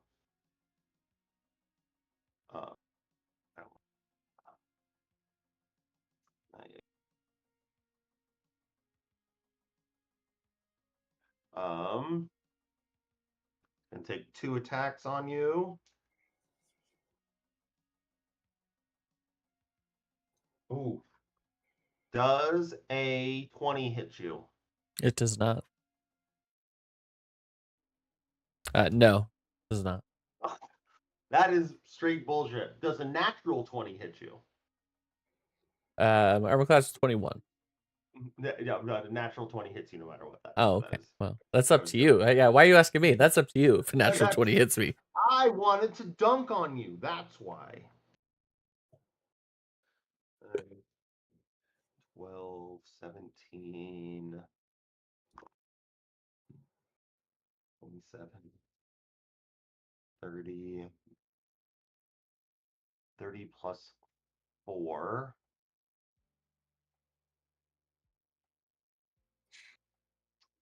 34 points of damage to you. As this guy misses with his first one, gets pissed, and just cleaves straight down, like denting your shoulder pauldron in where it like pinches, and you like have to like almost like you have to like take your glove up and strong enough to just like unpinch it because your arm can't move. And with that, the first attack that you have has disadvantage on it on your next turn. This Bugbear Bruiser is not going to do. He's going to run up, see what the commotion is. 5. Up here, so you see one other of those big bugbears come out. This next bugbear is dead.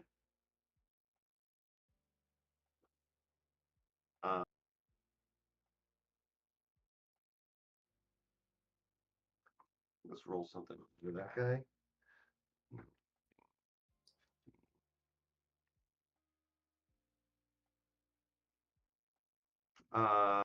Squink hasn't been killed yet. Next up is the goblin. He is also fucking out of here. These guys have seen a reason to leave. Next up is Soren. Soren, seeing you take that heavy hit, is going to wrap around this way, when with advantage is going to take 2 strikes. That's a hit, and both of those are hits. He is going to pump a Divine Smite into it as well. So he gets this, plus this and this.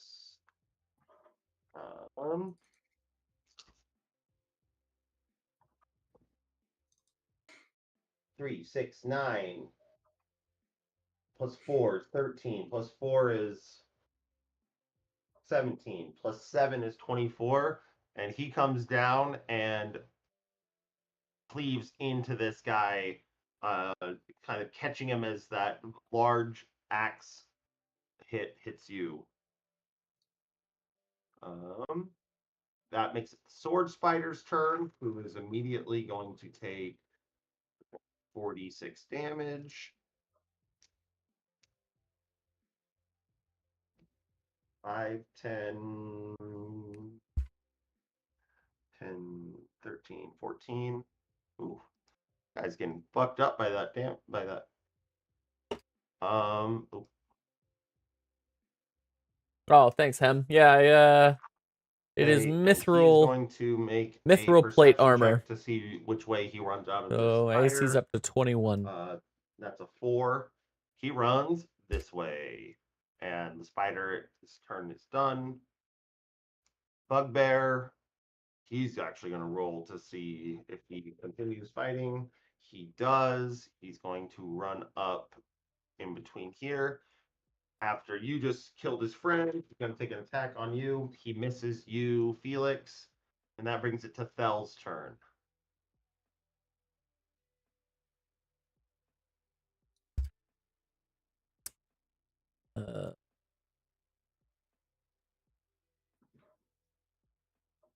Yeah, I'll swing at this guy first, I guess. Okay.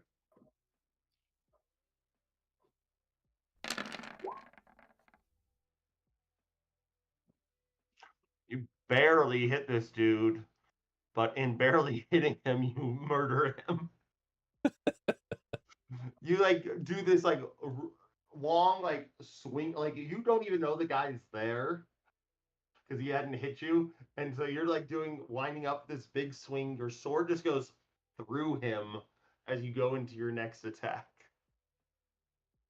Yeah, and then over to the bugbear that just made my shoulder have an owie.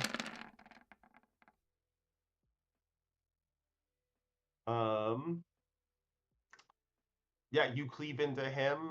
And that does what? That's 25, 31 points of damage. He went from just like, I've got this. I will at least take one of them down to like, oh fuck. That brings it to the Hobgoblin Warlord's turn, who for him, I need someone to roll a d20. You do not want below a 10.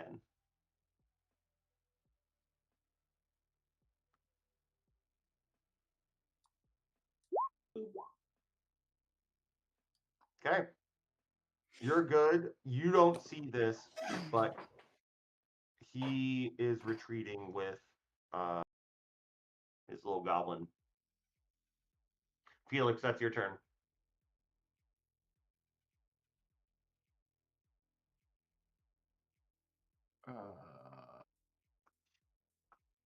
I'm gonna go into the. I'm just gonna go in here, see if I can see what's going on with Squink. Hey, So I'm make a gonna perception dash check as while you're well. down here. Okay, I'm gonna go another 20 feet using bonus action movement, dash movement. And Okay, then- before you do that, make okay. a perception check. Perception.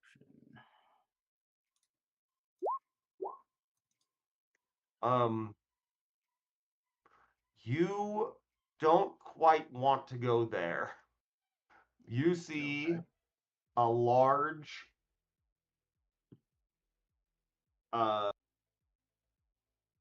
blob, essentially, laying there that looks to like be slowly munching on the rocks.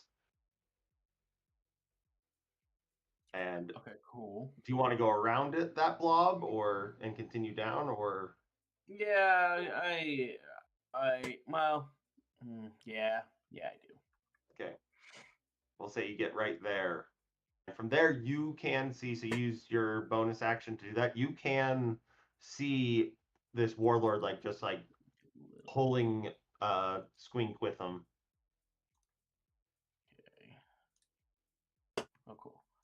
I'm gonna Eldritch Blast the Warlord 3 times. Okay.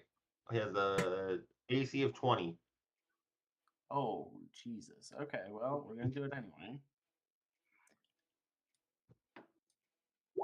Nope. Miss. Miss. Hit! Look at that. Okay. Okay.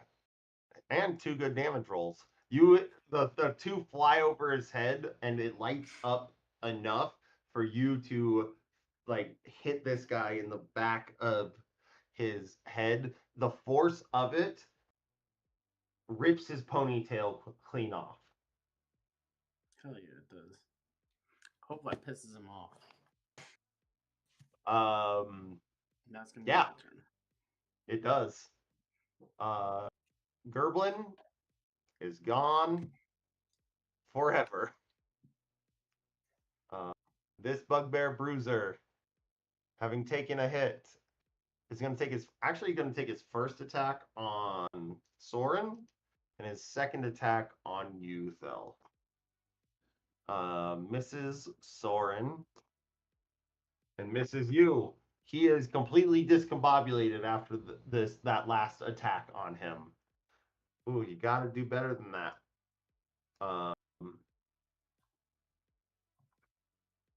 The other bugbear bruiser is going to flank Soren and take his 2 attacks with advantage. Jesus Christ. And misses both times. It was an 18 and then fell over to a 4. Soren like is able to and he's not wearing as heavy a plate as you, so he's a little bit more nimble. So he hears the guy coming behind him, and almost like naturally, like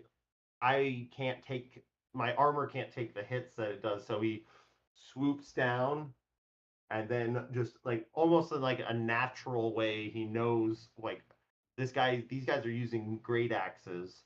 I know that the next swipe has to come from this way, so he's able to move the other way. That is Squink's turn. Squink. Roll a d20 for Squink, Felix. See if he gets his resolve. Oh boy. He does not. He just continues cowering. Feather Goblin is gone as hell. Soren. Soren is going to then, using his momentum, attack the one behind him because he's pretty sure you've got this guy in front of you. He hits one time for 2d6 plus. He takes a good chunk out of the guy who had just missed him. Next up is the sword spider, who is no longer discombobulated but can only move 30 feet. Starts running towards you, and you see this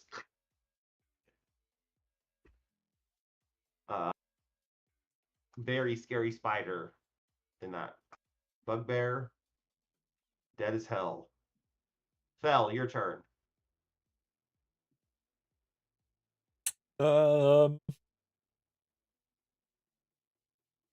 Yeah, I'm just gonna. Fel's gonna do what he Slicing. does best. Yeah. Ooh. Ooh, he misses. Ooh. That's a surprise.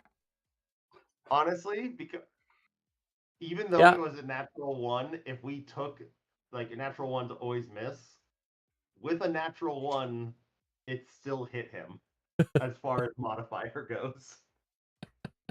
But second one goes 18, 27. He had 24 hit points. He's dead.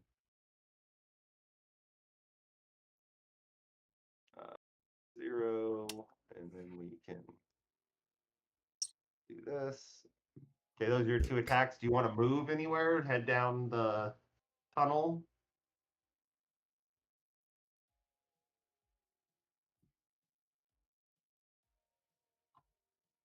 Yeah, Stay I'll where you're start to at. head down the tunnel, but I'll wrap around this bugbear. Okay.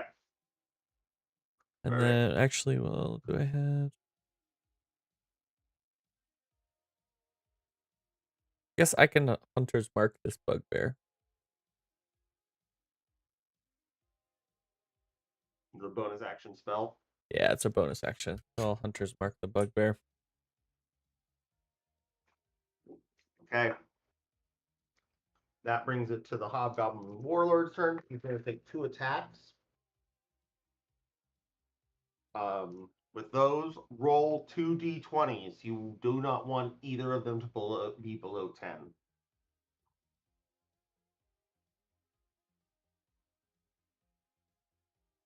We'll say, Felix, go ahead and roll them again. 2d20. Come on. 18 and 16, you're all good. I don't That like brings that's it. very ominous. That brings it to your turn.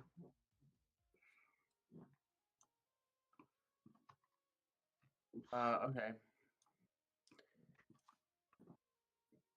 Can I get anywhere near this guy?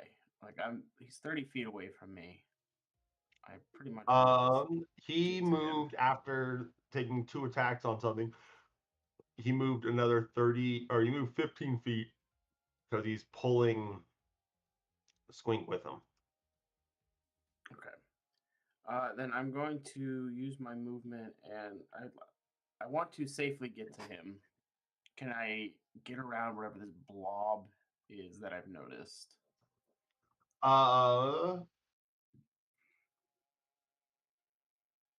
Yes. Even if I don't get there like I want to go straight this way.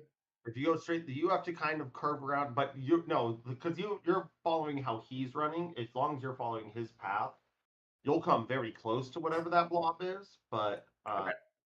Then I'm gonna do that. I'm gonna get to as you're running, make a perception check with disadvantage as you're running next to this blob. Okey-doke. I can't do that. So just a normal roll. Okay. With a 19, you can't tell color, but there are a bunch of scales on this thing.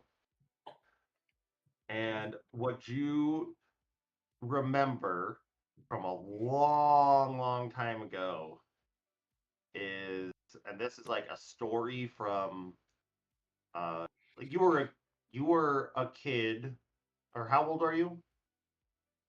I don't remember. I think it's like 25. Like 24, 25? Yeah. You were a 20-year-old person living in Zadash, and you remember the campaign of telling, watch out, the enemy can attack at any time during the previous War of Ash and Light. And he said, if it happens, and it did happen in a couple cities, giant purple worms were digging tunnels under the Empire to transport the enemy. And as you run by that and see the scales, you're like, ah, shit, this might be a purple worm. Okay. But it currently seems to like maybe exhausted itself. And make a nature check after you realize that. Great. We'll see. You remember reading about purple worms because that story like just kind of freaked you out when you were 20. This thing is not big enough to be a full grown. This is something adolescent. Okay. Cool. So a little bit less scary, but also a terrifying monster. Sure. Okay, cool. I am going to attack, hopefully, with my dagger, and not good enough. Nope. Okay. Man, I will stick if only around. reliable talent was on attack rolls. Yeah, that's all right. But you are up there against him, so that's going to leave it to this Bugbear Bruiser, who I think, oh man, he's so dead. Is just going to attack the weaker of the two that he sees in front of him and attack Soren 2 times. That's a natural 1 and a hit. So he'll do how many? 2d12. D12, what do you even look like? And 212 plus 4 is 16. As he cleaves into Soren, isn't able to escape that one. I think the bugbear like does enough to feint him that he's going to attack you, Thel, but then moves on to attack Soren. That's going to bring it to the Goblin Alchemist, who is going to, with you standing by him, is going to get his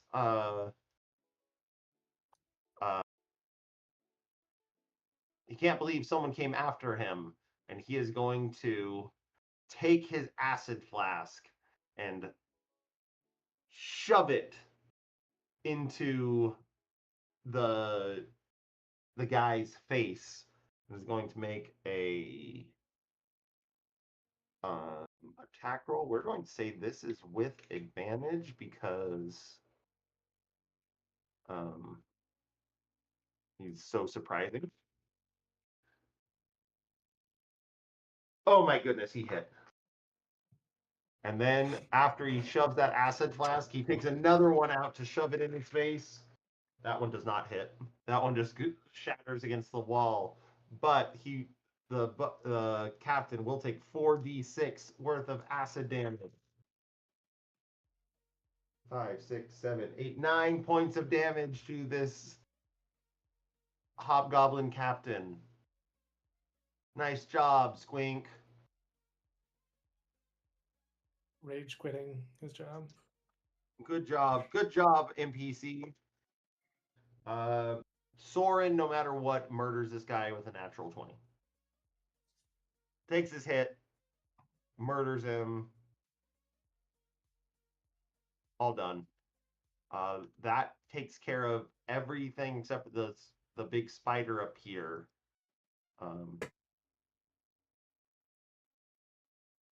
There's that. Soren's 2 attacks. The sword spider is then going to wrap around. Oh, Jesus. Okay. It can only get next to Soren, so it's going to take its attacks on him. It's going to.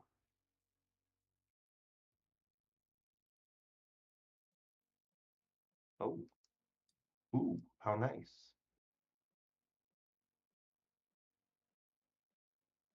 No, can't do that. Holy shit, this thing can attack a lot.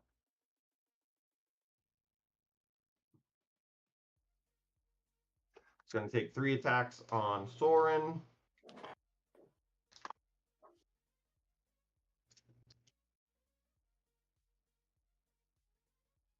Miss, and a hit. So he takes another 10 points of damage. As the spider jumps up and just claws these 4 legs that look like swords into it. But that brings it to you, Fel. There's a spider in front of you, and the Felix, who's gone down the cave. Where can I move to for advantage? Like the other side of the spider? You'd have Here? to go to the other side of the spider. Yep. Okay, Take and your 2 attacks. I let Hunter's Mark fall off, so I didn't move it with a bonus action, but I will bonus action add Blinding Smite. Okay. And then make my attacks.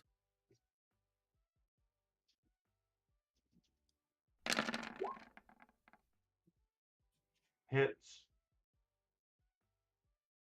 Okay, and so then the Blinding Smite should hit as well, so that'll be 3d8.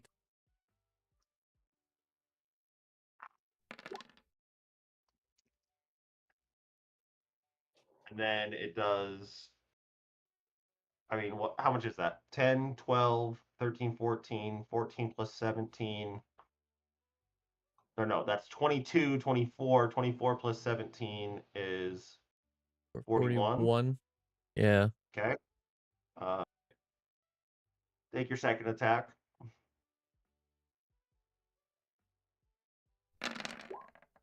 That's a natural 20, so this thing's dead as fuck. How much is that total? That's 10 plus. So 23, 33. 33 plus 9 is 42 plus 5 is 47 points of damage. And then you could do a level 4 Divine Smite that would double, just for fun. Do a Divine Smite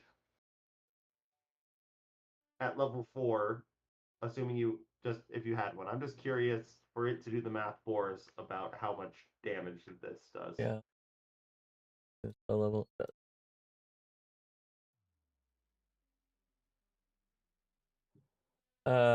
Yes, on crit, right? Yeah, it is a crit. Yep. Jesus fucking Christ. So, what is that? 82 damage?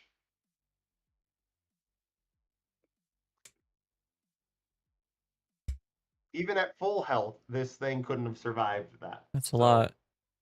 That's a lot. I believe Fel is broken when it comes to so. combat.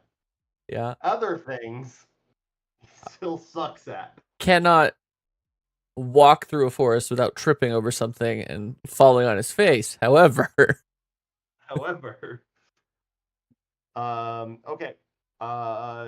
Fuck up that route that tripped on. And the entire. Yeah, Hemjold. So we are level 14. We're level 14. Okay. We've been playing this campaign for. Is going to take 1 attack. I guess it's 6 years now. We you, started during COVID. Felix. That's a 17 to hit. Yep.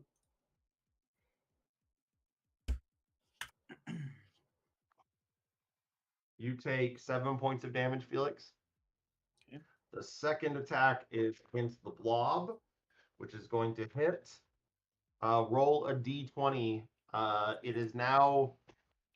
You need better than a 13. You motherfucker.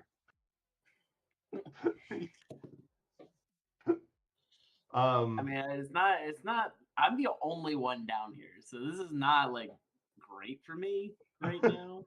Yep. It's your turn, by the way. Oh, he will. He will just continue to run. You do get an attack of opportunity.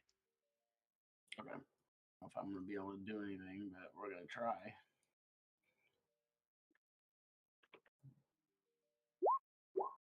Ooh, 19. Nice. 19 is not a 20. Oh shit, he's got a 20. God damn. Yep. This guy's wearing full plate armor. And he continues running. So, I mean, for all intents and purposes, unless you are following him, this combat is over. Yeah, I'm not gonna follow him. I can't do anything to this guy. Yeah, this I guess guy is. you know what? Let me Eldritch Blast him as he's running away. Okay, shoot your 3 Eldritch Blasts. And we'll see if any of them hit.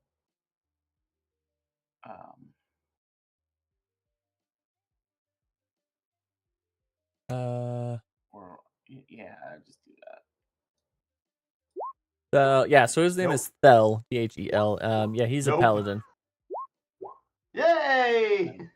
7, The last 7, one hits him, and you see him turn around and point at you. Do you speak Goblin? I do not. You don't. No. But you know who does speak Goblin? Squink. Squink. Squink clutches his pearls about what was just said at you. He goes, you don't ever want to see him again. Now, let's get out of here. Okay, so I am going to tell Squink to be careful. You know what? Maybe I'm willing to sacrifice Squink to make sure I can get out safely. No, I will say with this, like, you just watched this thing get hit by a sword multiple times and not stir. This thing, okay. Didn't you have a really good nature check? Yeah, I think you got it. I think it was like a 20. Like I said, like, you were terrified that one of these things is going to happen. But what you learned is, like, after this burrowing, especially to make these large tunnels, like, these things have to take a long amount of sleep. Okay, cool. So you would feel relatively safe right now, but come morning, no fucking clue. Especially because you don't know who was in charge of controlling this thing. As you're walking out, actually, this is kind of what you see is there are these large hooks, like metal hooks that it's almost like maybe those bruisers or that were able to like hold it in and control it in some way. That's like what it's like Pavlovian training is like when these hooks are in, don't move because it's going to hurt unless you're doing what you're supposed to. But there's no way you could with this group you could try to figure out how to do that, but who knows. But you think you're at least safe for a couple hours with just how much that thing was being hit and not waking up. Cool. In that case, I'm going to make my way out and let them know that we lost one, but he doesn't seem like We lost the leader. But he's too far gone now. Yeah, he's just hoofing it. Let me delete some things. We can delete this.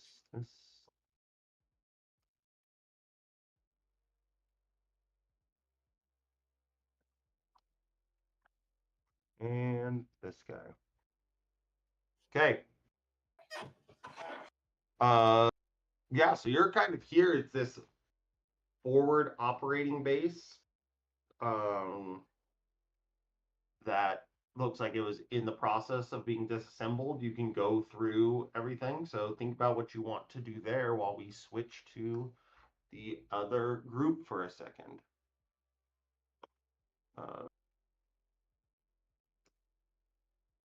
Boop, boop, boop, boop, boop, boop. This one. And this one. Okay, be right back.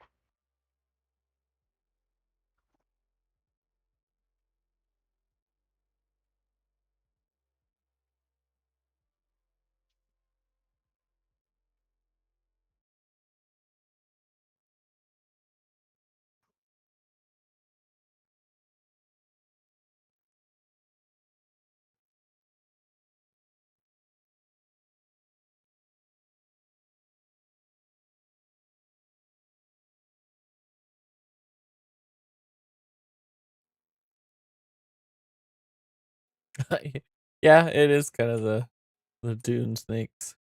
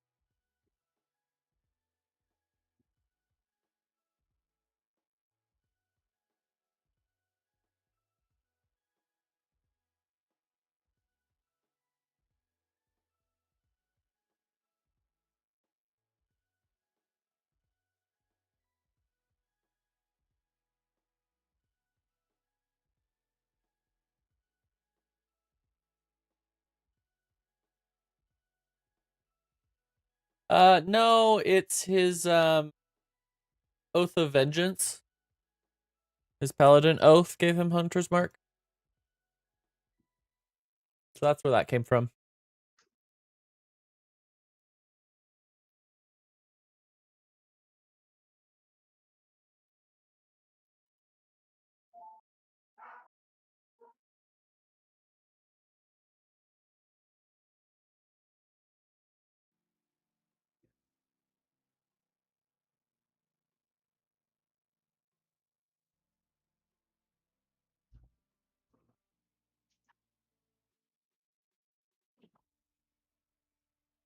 Oh. Went downstairs and August's just laying on the couch. I'm like, "Oh, you feeling okay?" And he's like, "Mom said I can't have screens." I'm like, "Well, then do something else." He's like, he's just laying there, just being bored. I mean, that's better than what my kids do. He's just taking it on the chin, like, well, okay. He's like, "Are my you done, kids Dad?" are like, I'm bored. I'm bored. I'm bored. I'm like, figure something out. I'm bored. Shut the fuck up. Yeah, that's I guess one nice thing. He knows when I'm in my office and the door is closed. Don't come knocking. Unless there's an emergency. So he's just laying down there, and Scott Jr. is laying on his back. And like, That's pretty nice. do you know how great it sounds just to lay on the couch and stare at a ceiling? Could do that all Trying day. to build an Uber healer, divine sorcerer, level 17, I assume. Star Druid 2, life cleric 1. Okay. It's so fucking hot outside. Supposed to get 104 here next week. Yeah, it's supposed to get 102 here tonight or today. Today. Yeah, Oh, it's been absolutely miserable the past week. It's Been, just been like we haven't it's so hot we can't even take the dog for a walk hot. oh, that sucks. Like we take her out back for I'm like, okay, you have 5 minutes of outside time and then you come inside and I'm sorry. Okay, it only says it's 94 right now. So it's not dead right now. So yeah, this is her being outside in 90-degree heat. So yeah, just it's just dead for the next hour. Yeah. yes. Oakley like goes outside, and the moment he steps outside, like, and he's a little overweight right now, his tongue gets about that thick. And then he starts chasing a squirrel, and he's like, "Why do I do this?" But, hey, at least we have AC. We're not in France where people are literally dying because of the heat, and because they were jumping in canals. Yeah. But couldn't swim, and getting stuck against grates because that's how canals work. I saw those people yeah. swimming in the Rhine, and I was just like, okay, good luck. It's safe enough to swim in. Or do you mean the scene? Or No, yeah, it was the scene. Yeah. it's safe enough to swim in. It's not as polluted as it used to be. Maybe some of Cleaned it that up. post. I was gonna say some of that post Olympics cleanup kind of stuck. Pre Olympics, you would not have wanted to. No. All of the marathon people didn't really want to swim in it either. Yeah, the Ironman or the triathlon Or people. not the triathlon people. Okay, we're back with you guys. So, these guys are taking you. You haven't really gotten the chance to take a rest, so teleportation is kind of out of the cards right now. However, I would say now thinking about it, Carrick, you realize that with teleporting with the people that you did into a place that you do not know, there was a chance of a mishap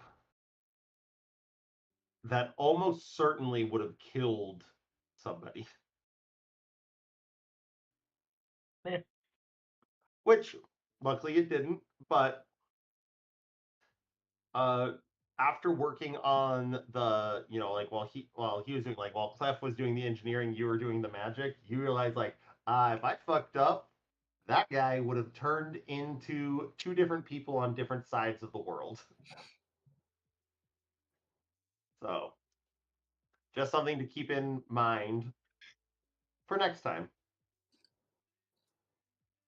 I just want you to I just want you to know that can be a repercussion of the spell. Okay. Yeah, a mishap can happen, and it does an amount of damage that could very likely be over double his hit points, which would kill him instantly. So, with that though, you guys are heading down. Heading down towards. It seems like these guys are night patrols. They have no interest, like, they're helping you, but they are not going to stop and sleep. They look at, especially four of you, definitely look like hardened adventurers of some sort that know that you can get through this in the night. And you head down this way. Is there anything you guys do or want to ask or talk to these people about? Because they do have more information than you probably ever have had.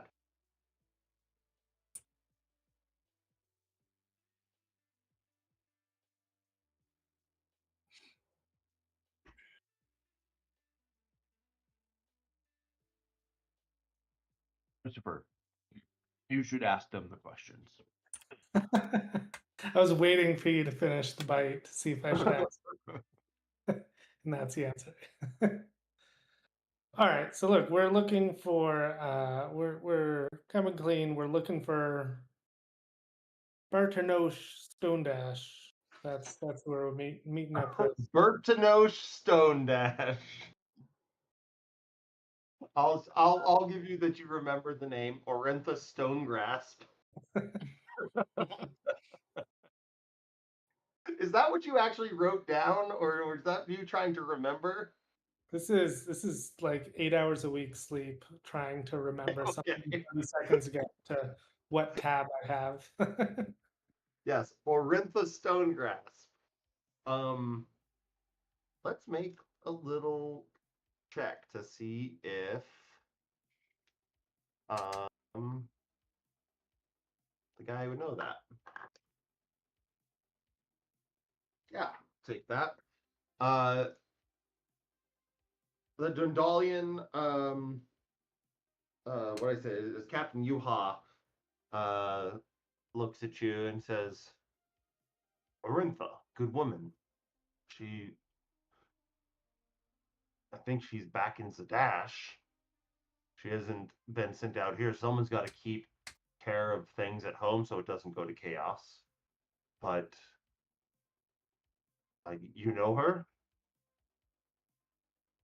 Have you done? We're meeting up Are with you rejoining forces. We've been on a mission for a long time, so we're kind of out of the loop. So we're just we're meeting up, we're regrouping, but we're well out of the know on recent developments. So anything, send us to somebody we can vouch for ourselves, but we'd love some updates on what's been going on. well? And he looks, and like you can tell, like you guys are probably riding with them, except for the two, or not riding, but you're walking with them. There is an amount of space kept between, the people on the Panthers and this guy. There's obviously some trust though, because there's one of him and three of them. And he's like, yes, we've been traveling with the. You see him like catch himself before he's about to say something that is a racial slur in this world. Uh, we've been. I just turned to Carrick, like, don't worry, he hates everyone equally. So he's like, no, it is fine. We've realized that even at my level at captain, which sounds high, but really it's just means more responsibility for the same grunt work. We have to work together, and that this war seems to have been provoked by people being tricked at a level well above us. There's no reason that we shouldn't. In fact, fighting with these three has been an honor because they do some wild ass shit. I'm good with a sword. They're good with a sword and a magical being they make appear that also has their sword. So I'm glad that we are on the same side now. But yes, I don't know how much you know, but in Rosanna has fallen, which sucks. That was kind of our plan, was to move far enough, take over these, but it was never to attack the capital city of of Jorhas, it seems someone underneath came up, and by someone I mean, from the little bits that we've heard, a 300-foot tall, arachnid body giant with 2 wolf heads coming off of either side of it. We can only assume it is the avatar of Lolth. Oh yeah, that's what this is there to fuck up. What? We just kind of casually gesture at the ballista. Nothing this Okay. is able to handle. Well, how do you plan on shooting it? Confidential. How do you plan on shooting it? Yeah, that's what those little guys are for. So Okay, so they're setting that up. But it seems like that would need to be mounted somewhere. I worry that once we get you down, and this is still playing off that natural 20. If we get you to the camp, you will be stuck there. that's what our And, friends are. They're the the planners. I know the Chi. Panther Riders look at you and they go, and they speak in undercom and like, yeah, absolutely no way is anyone leaving with that type of material if they get down to the camp. You mean it's gonna be they're gonna use it for advanced fighting, or they're gonna commandeer it or use it, whatever it is.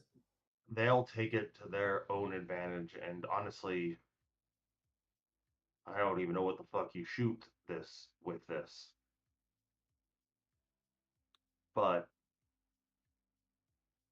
I'll give you that. We are escorting you. It Look, seems we're on your side, but we need this to we'll report to some advanced people, but if you want that giant 300-foot person defeated, you're gonna need to let us slip out before somebody else takes us. Like, we need to be the only people that have this. okay. Make a. Is there any? I will say you are going to have to make a persuasion check. If there's anything you can do to prove to them that this could actually do something beyond it just being, a weapon, you could get advantage on it. And just cards on the table. There are certain things you could do that are going to be risky, but you could get an automatic success on.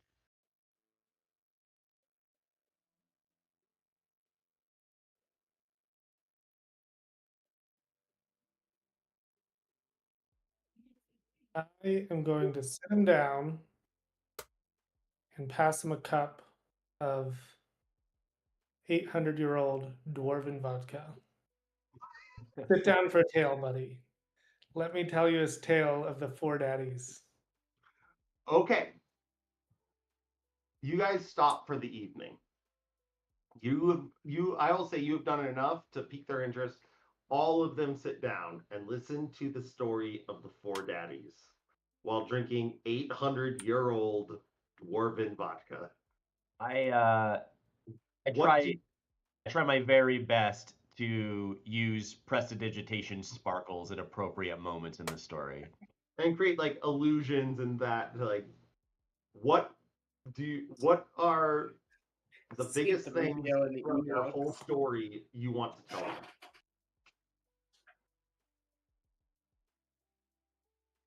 We're going back to the beginning. Like, we're going back to Icewind Dale or whatever. We're telling the whole story. I'm passing it around. We got a Stanley Cup of 800-year-old hooch. It's all 800 years old too. So all our booze is exactly aged 800 years.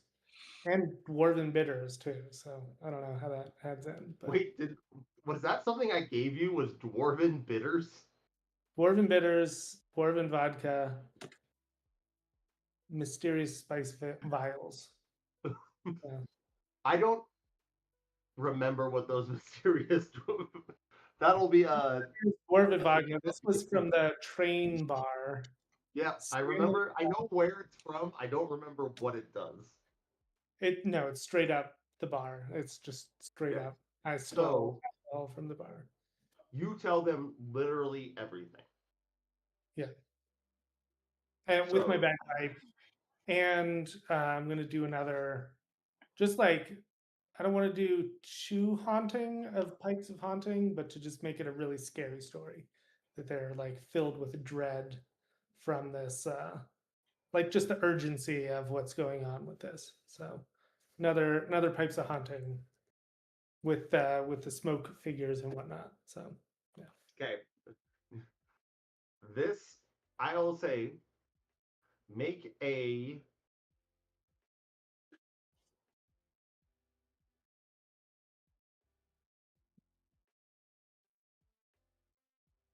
This is a performance check with advantage.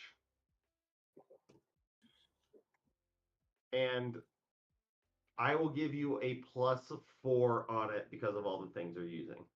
I also have, I'm going to be honest, I have a level of exhaustion, so I'll just roll it normal. So this normal roll +4.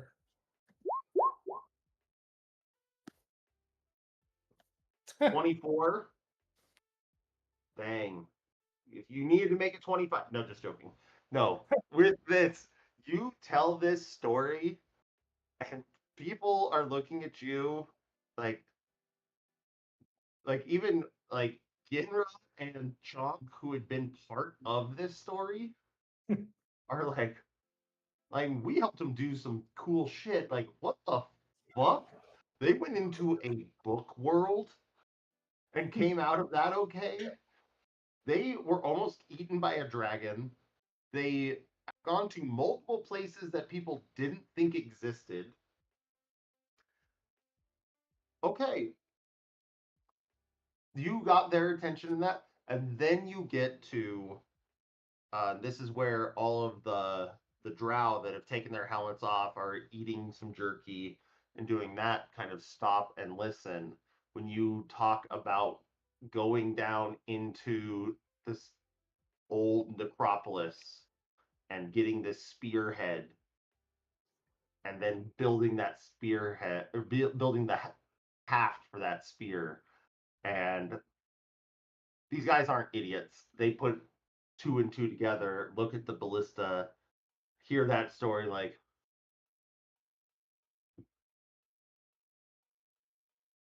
so you say you could possibly shoot this thing with cord spear? And with these two little dudes, they're gonna even make it even better than the first time it happened. So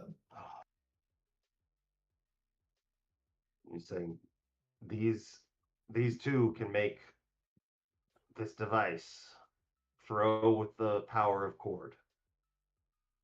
It and sounds like you have a friend in your group that has the power of cord as well.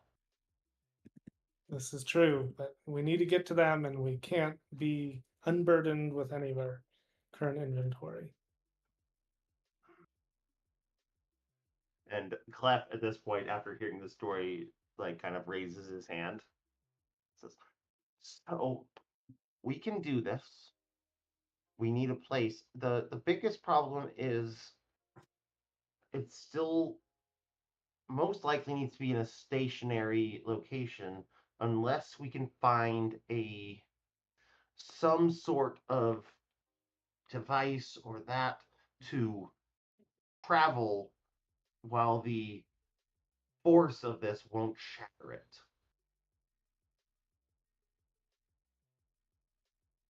Do you know anything that could be like? And the Captain Thalos goes, I know of something, but it is currently under control of the enemy. It seems this from your stories, it seems these Children of Malice. You see, there's a city, we call it the City of Beasts, Asarius, that are smaller folk, not like these halflings, but the goblins and kobolds of our nation make roost on top of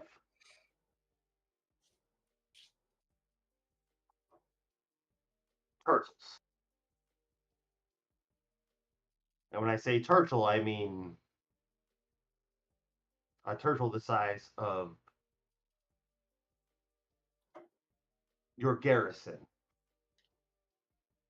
Does that seem like something that could possibly withstand the force and allow you to move, hopefully before they make it past the Honor Walk Road? I shrug and look at Carrick because I don't do physics. You know, I don't know, but I would love to try. Okay. Well, if that is the case, Captain Thalos looks at his two other guys like, you two, report back. Say that we've found a lead on the Children of Malice and that the captains are using their privilege to follow up. Y'all, you four, let's make our way to Asarius. Hopefully, with luck, your friends will join. Especially if they are going to Ashgard, we'll make sure that word gets that there are things happening in Asarius that must be tended to.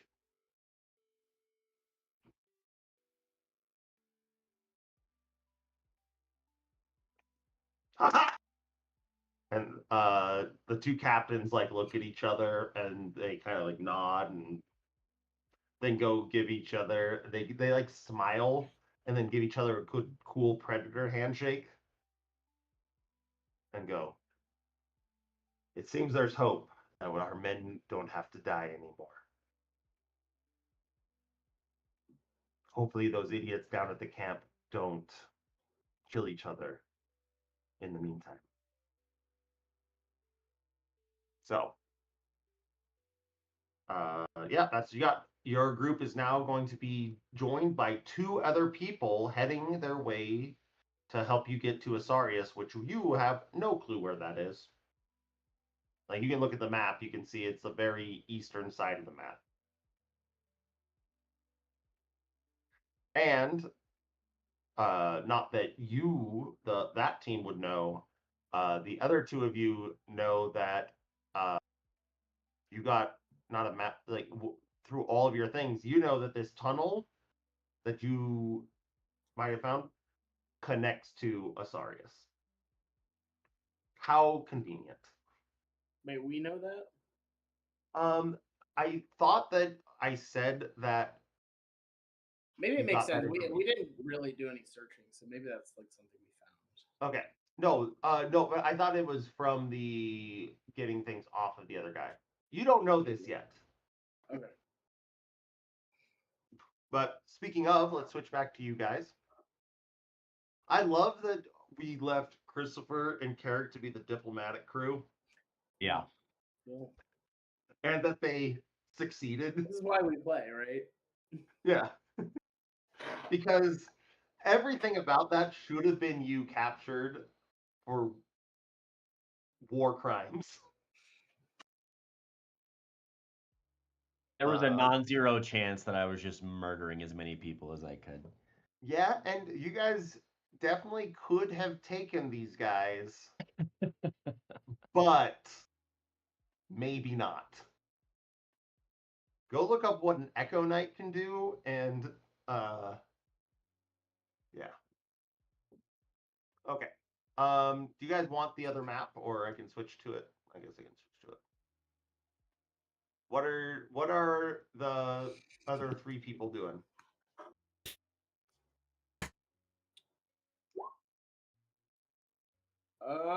I guess we're gonna search the tents and the crates and see if there's anything helpful for us.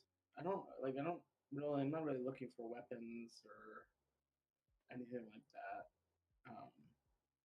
Mostly looking for any clue as to why they were packing up and where they might be heading next. Okay. Make an investigation check, or I'll say go ahead and do it with advantage because Soren's definitely helping, I'd imagine. All right, what are you doing, Fel?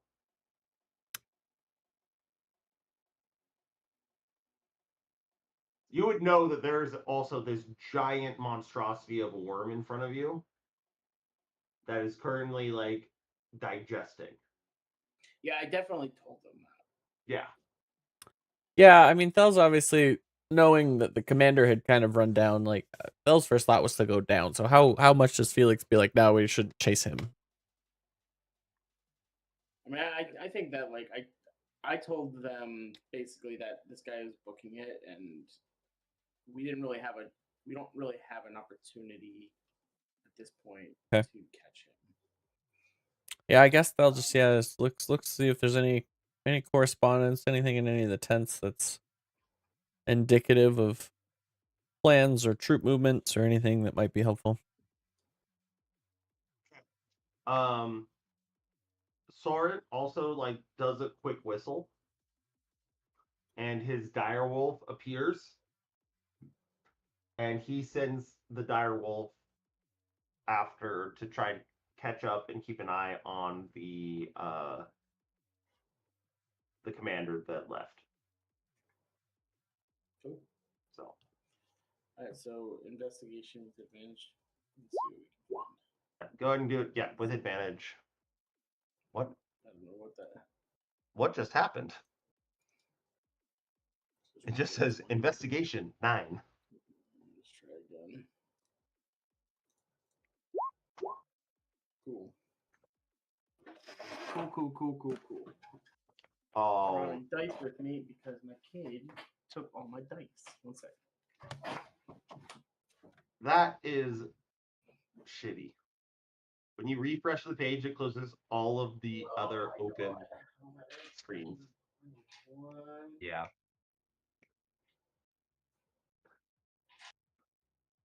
God damn, Ramona.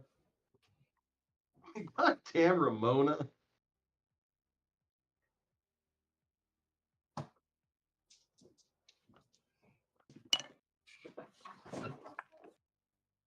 Okay. 13 plus 9. 13 plus 9, so 22. 22. Okay. So, did you roll that with advantage? Yes. Okay. I'll also go ahead and let Thel, you can roll an investigation check as well.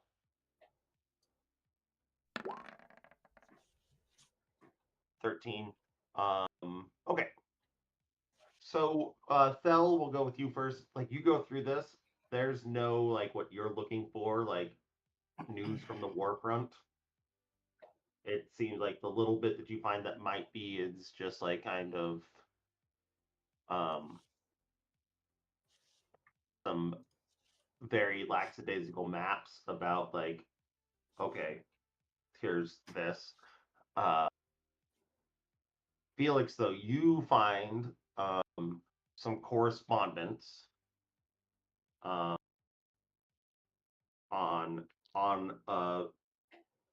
piece of paper that reads out like, "Hey," not "Hey," it does not say "Hey." Hey guys.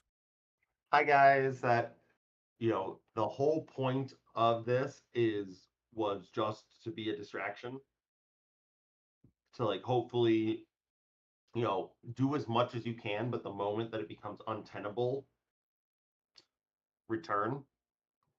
Uh, Mainly because um,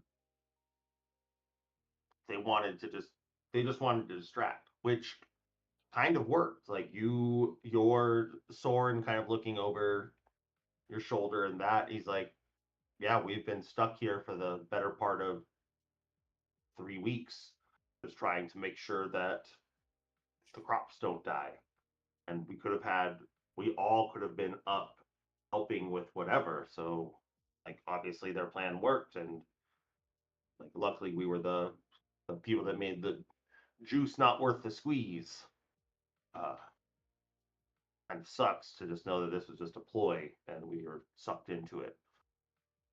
I'll have to go back and talk to the others. I still don't. The place still needs help, and he looks at Squink, and he's like, "Unless Squink, you can talk all of your buddies to just get the fuck out of Dodge." And Squink goes,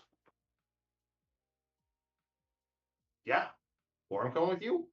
Whatever you need."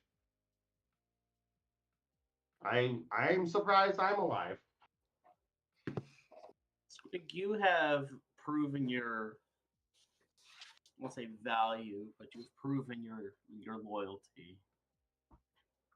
So you can come with us, or if you would prefer to leave, I won't hold it against you. Make a persuasion check. I'll say with advantage because you've actually treated this dude good. You wouldn't save, not that you went to save him, but you saved him. Oh my god. What happened? I don't know. And what option did you click? I didn't click anything. 16 and 7 is what? 24? No, 23? He's like, I'll tell you what. Give me, I don't know when you're heading out. I want to come with you. And if I catch those two fools that ran away, I can make sure that it doesn't happen again.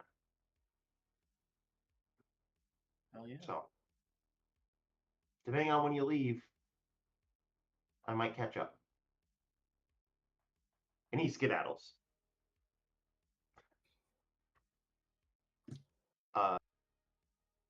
Yeah, so that's the first thing that you get. The next thing, because of your very good investigation check, is now you would know, you see the map that that they're using to go through. It looks very, very similar to that map that you had found earlier around the uh, around these the purple lines, except for there's a new thing on top of them uh, that has this kind of like color should that be? This darker red that goes from here up into this main line, and then down to this river down here. So it seems that there's a new tunnel that has been generated, because you would know that all of these tunnels were closed over, the time. Like every single one of them has been closed or is recently closed. So yeah. So you find that, and that essentially it was like distract people and then come back as we mount, our primary assault from Asarius to offer up as a distraction for the main force to come in from the east. Okay. We might have to switch to a different map. There's a different map that we need to look at. Yeah, there was a map we had that went further east at some point. Did we have any? I can't remember. Do we have any method of communicating with the other group? Yes, you have trick tubes. Oh, okay, cool, sick.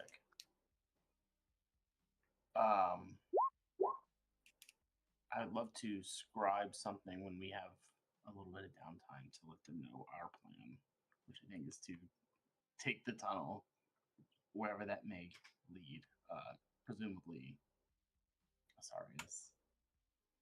But we don't know that's where they're going. Yeah, you would say like going this way as opposing to, from your plan was to do to like get this thing. You were supposed to get people to come with you and help out because there was obviously an issue. Like for you to go to where you were supposed to meet is, especially with like the 5 people that you're going to, or if you want to bring some of your other compatriots, mainly the farmhands could come with you, because the other group came over here to the north. That's 180 miles versus if you did this one 217 and you're deep in enemy lines. So you're able to describe that and say, hey, this is where we think we can get to. Do you think you can get to us? Is that kind of what I'm? Yeah. Basically, like, we are headed down this tunnel, like, presumably, you guys have met with Yinra and have made a plan, but this is where we're heading, and we need to meet there. Okay. And I would say they would. I mean, you guys respond how you want to. This would probably come in. You would probably be able to check this now while you guys were like doing all of that talking with each other. Because timeline wise, you guys are up on those bluffs. They just finished killing this group.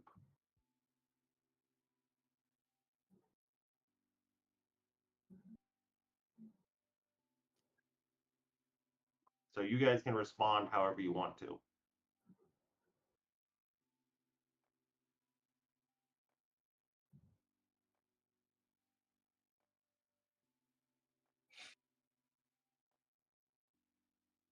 Or not respond at all. Are you? Yeah. Sorry, I missed what's happening. Am I supposed to be doing something? No, so they just sent you a message saying that they are probably going to be heading towards Asarius, and gave you a general location and say we've kind of met you. Like we hope that you guys are successful, but this is probably our best way to go where we need to go. It's faster for us to get to this place behind enemy lines, and hopefully you can meet us. Okay.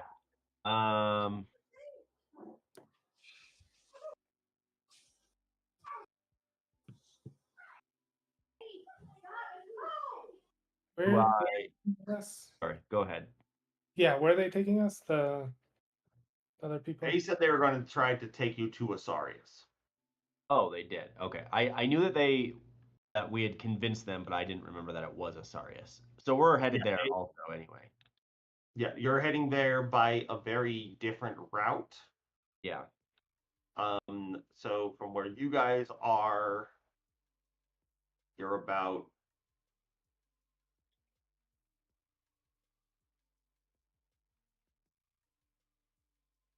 you're about 200 miles away from how they'll have to take you to go around the camp and do all that.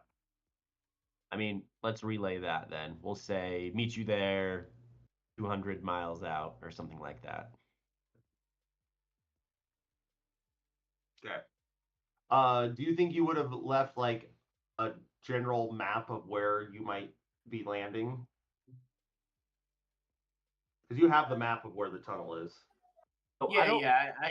I think we would have notated that we'd be like landing here by this creek or river or whatever this Okay. is. So I think like all that's easy enough to do in you talking with the two captains, especially Captain Thalis. He's like, I can get them there. There may be issues getting there if they say that they're coming from a camp that normally one side of the tunnel is going to have its own camp, and also tell them to be very careful under the mountain as it does go through fire giant territory. Oh, we know that. You hear that and you just kind of chuckle and like, let me tell you about fire giants. And they're like, you motherfuckers, you four daddies.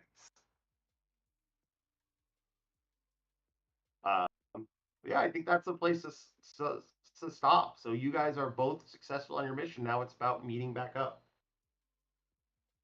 And another session of split party. The next session of Split Party will be a lot shorter. I'm just You at least know that you're both going to the same place. I was hoping to God that you were just going to teleport to Filderwin,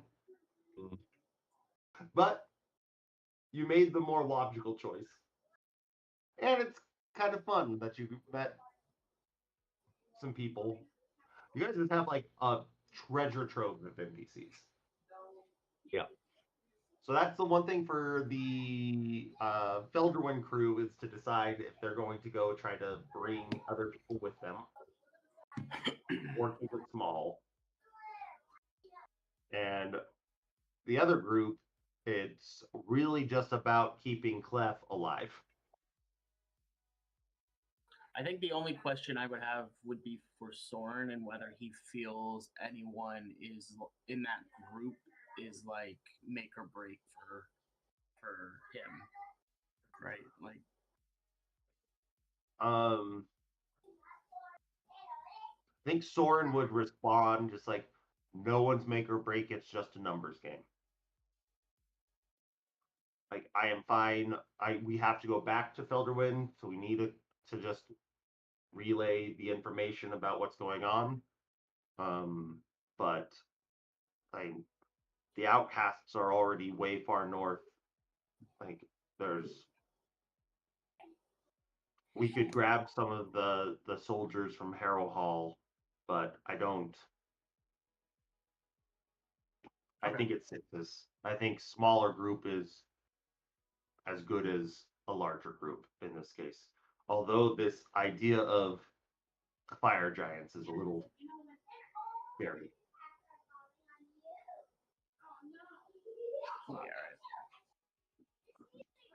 Okay.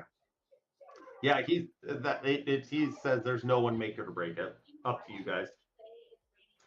He says regardless, he's going back to at least tell everyone what's up.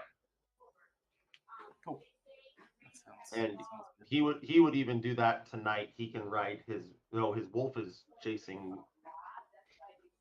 Someone roll a d20 to see how well the wolf does. Do you want a 17 or higher? What? You want a 17 or higher, or you don't want a 5 or lower?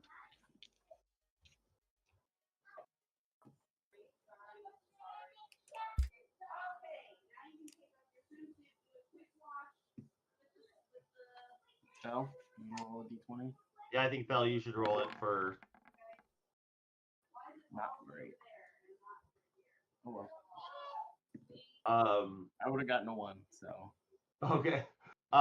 Yeah. Soren goes, well, fuck. Because as he feels the tether of his wolf disappear.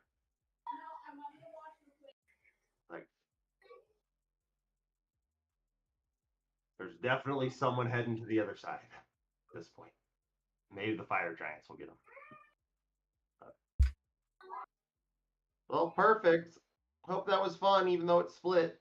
It's hard to try and keep it even. Yeah, that's hard to manage. It's fine. Hey, Scott. Next game.